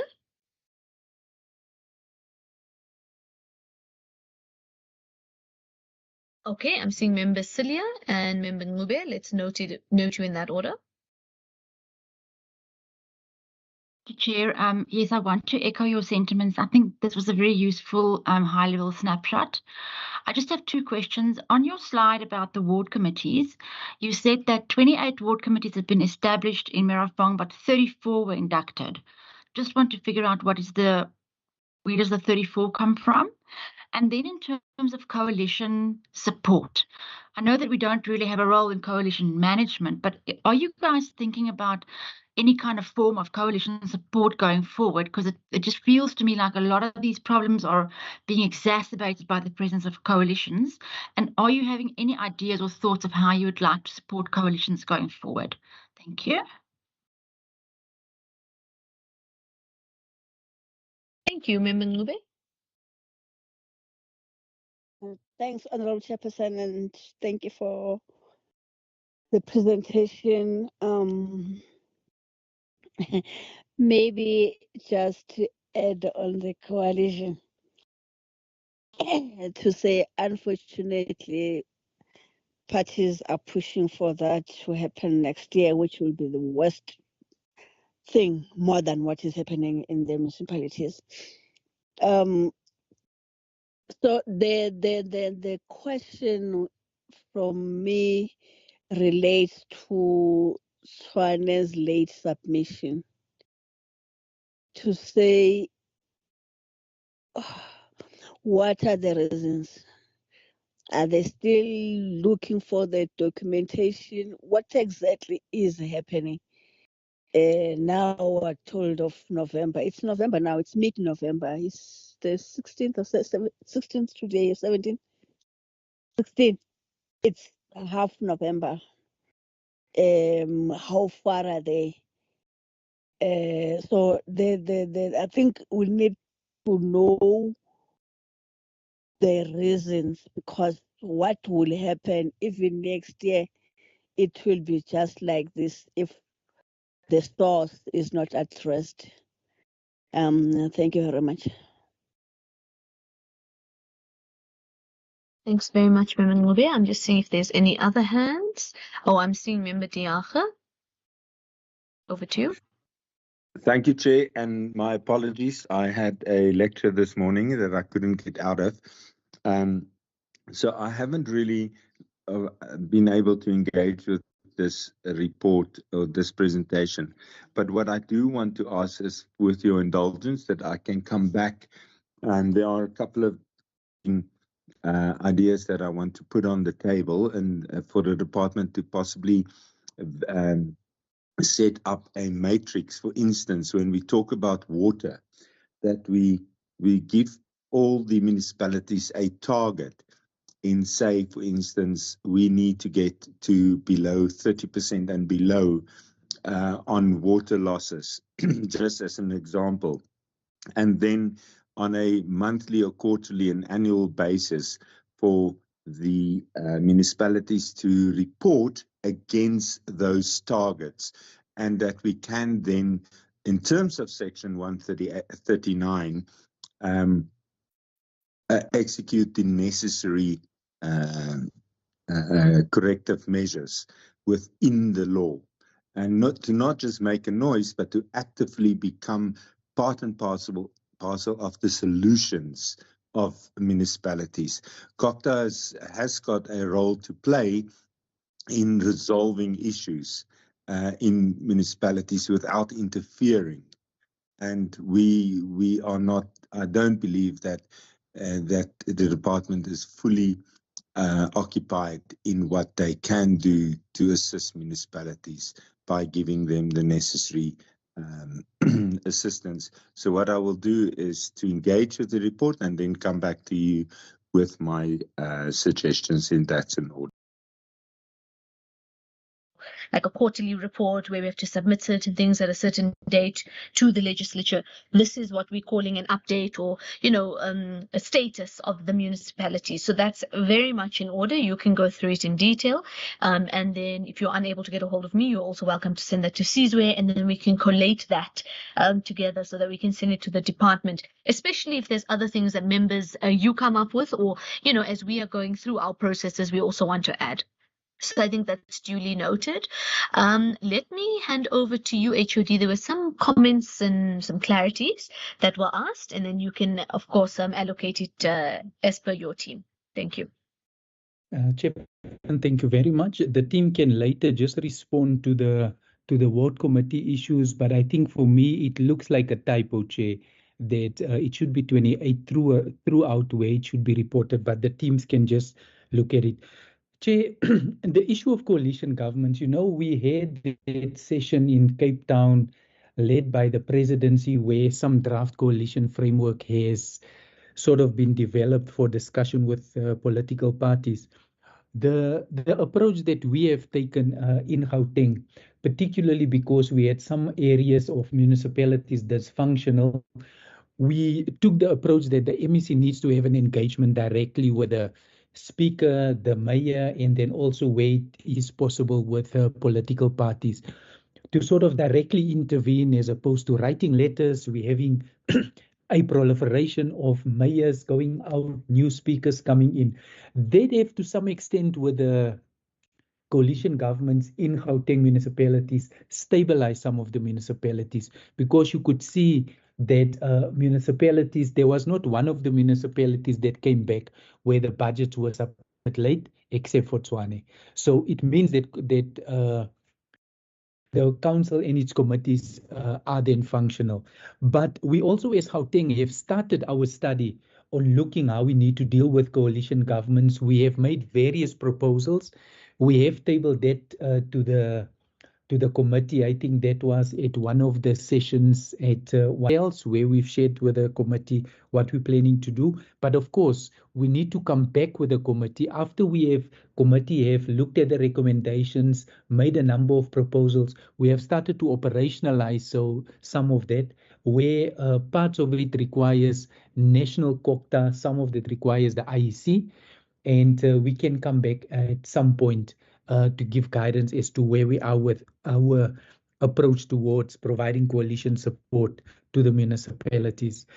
Chair, insofar as Tshwane are concerned, by the time the report has been compiled, the only executive official that was in the city of Tshwane was the city manager. There was no executive managers in Tshwane, and that includes the CFO, where there was an acting CFO. And I just think that with the previous issues raised by the Auditor General on Tshwane, they have just taken a cautious approach and utilized the legislation to their effect. And that cautious approach was to write to the MEC of Finance and ask for approval, and then also get the AG's concurrence. The same was with when they needed to approve the budget. They asked for an extension until Tshwane, the council could sit, and the budget was approved, and the same applies now. I think it's probably because of the Metro's, Chair, their income is huge. They use a different accounting system for the preparation of financial statements, and I think the fact that the AG would clearly indicate material irregularities, I think it was just a cautious approach. I don't think they were 100% ready, but also the capacity issues reading from the letter was one of the major concerns, resulting in the fact that they've asked for an extension. Chair, I would welcome Member De Jager's comments. If we present a similar report like this, maybe over the next 2 or 3 committee meetings, after that, Chair, what you will then find a matrix report where you will just have slides giving you a matrix on ward functionality, council functionality, governance issues, impact functionality, the implementation of audit improvement plans, and so on, to give you a high-level sense. Yes, water and electricity, the losses is critical for us. We will come up with a matrix for that. But I think as we move forward and we see the committee's appetite towards certain areas of the municipal report, we would then develop on our matrix per area, and the committee would get a sense of whether there was improvement from the previous quarter or any regression, but the additional inputs from Member De Jager is welcome. Chair, let me stop there. Thank you very much. Right. Thank you very much, HOD. I think members... Okay, I've just seen hands going up here. Are these legacy hands, Member De Jager, Member Ngube, or are they new hands? Oh, no, Chair, sorry, mine's a legacy. All right, Member Ngube. Thanks, Honourable Chairperson. I would propose that rather than individual, the committee consolidate, we raise our views and then a consolidate rather than individuals doing that. Thank you. Definitely, I want it to be consolidated. I agree that's the best way to do it. So that's how we'll go about it. HOD, thank you very much to your team. I know this is not the last time we're going to be interacting with this document, and it really is a good snapshot of where we need to be focusing on and what we need to be doing. So thank you very much to yourselves and the Department of Cogta. We really do appreciate it. Members, we're about to conclude. There are no NCOP bills before us. There are no provincial bills. There are no petitions. There's no resolutions to be tracked before us. And to my knowledge, there's no correspondence. The date of the next meeting is the 23rd of November. It's 8:30. The intention is to adopt our oversight reports. Members, at this stage, it is virtual. The date may change depending on various matters, including the program of the joint committee, which does overlap with this committee's program, but we are in the process of trying to manage it in a way that is most convenient for members, and that is why the 23rd of November in the morning may be virtual, given the fact that we have the joint committee around that time. Oh gosh. We need Thank to you very wait a much. second. So she's doing something with the Okay, well, Sure. we'll We meeting have to officially show adjourned. on the Thank 22nd. you. and then this guy is a Okay, Chair. thanks. Bye. Yes, Chair. Bye. Bye.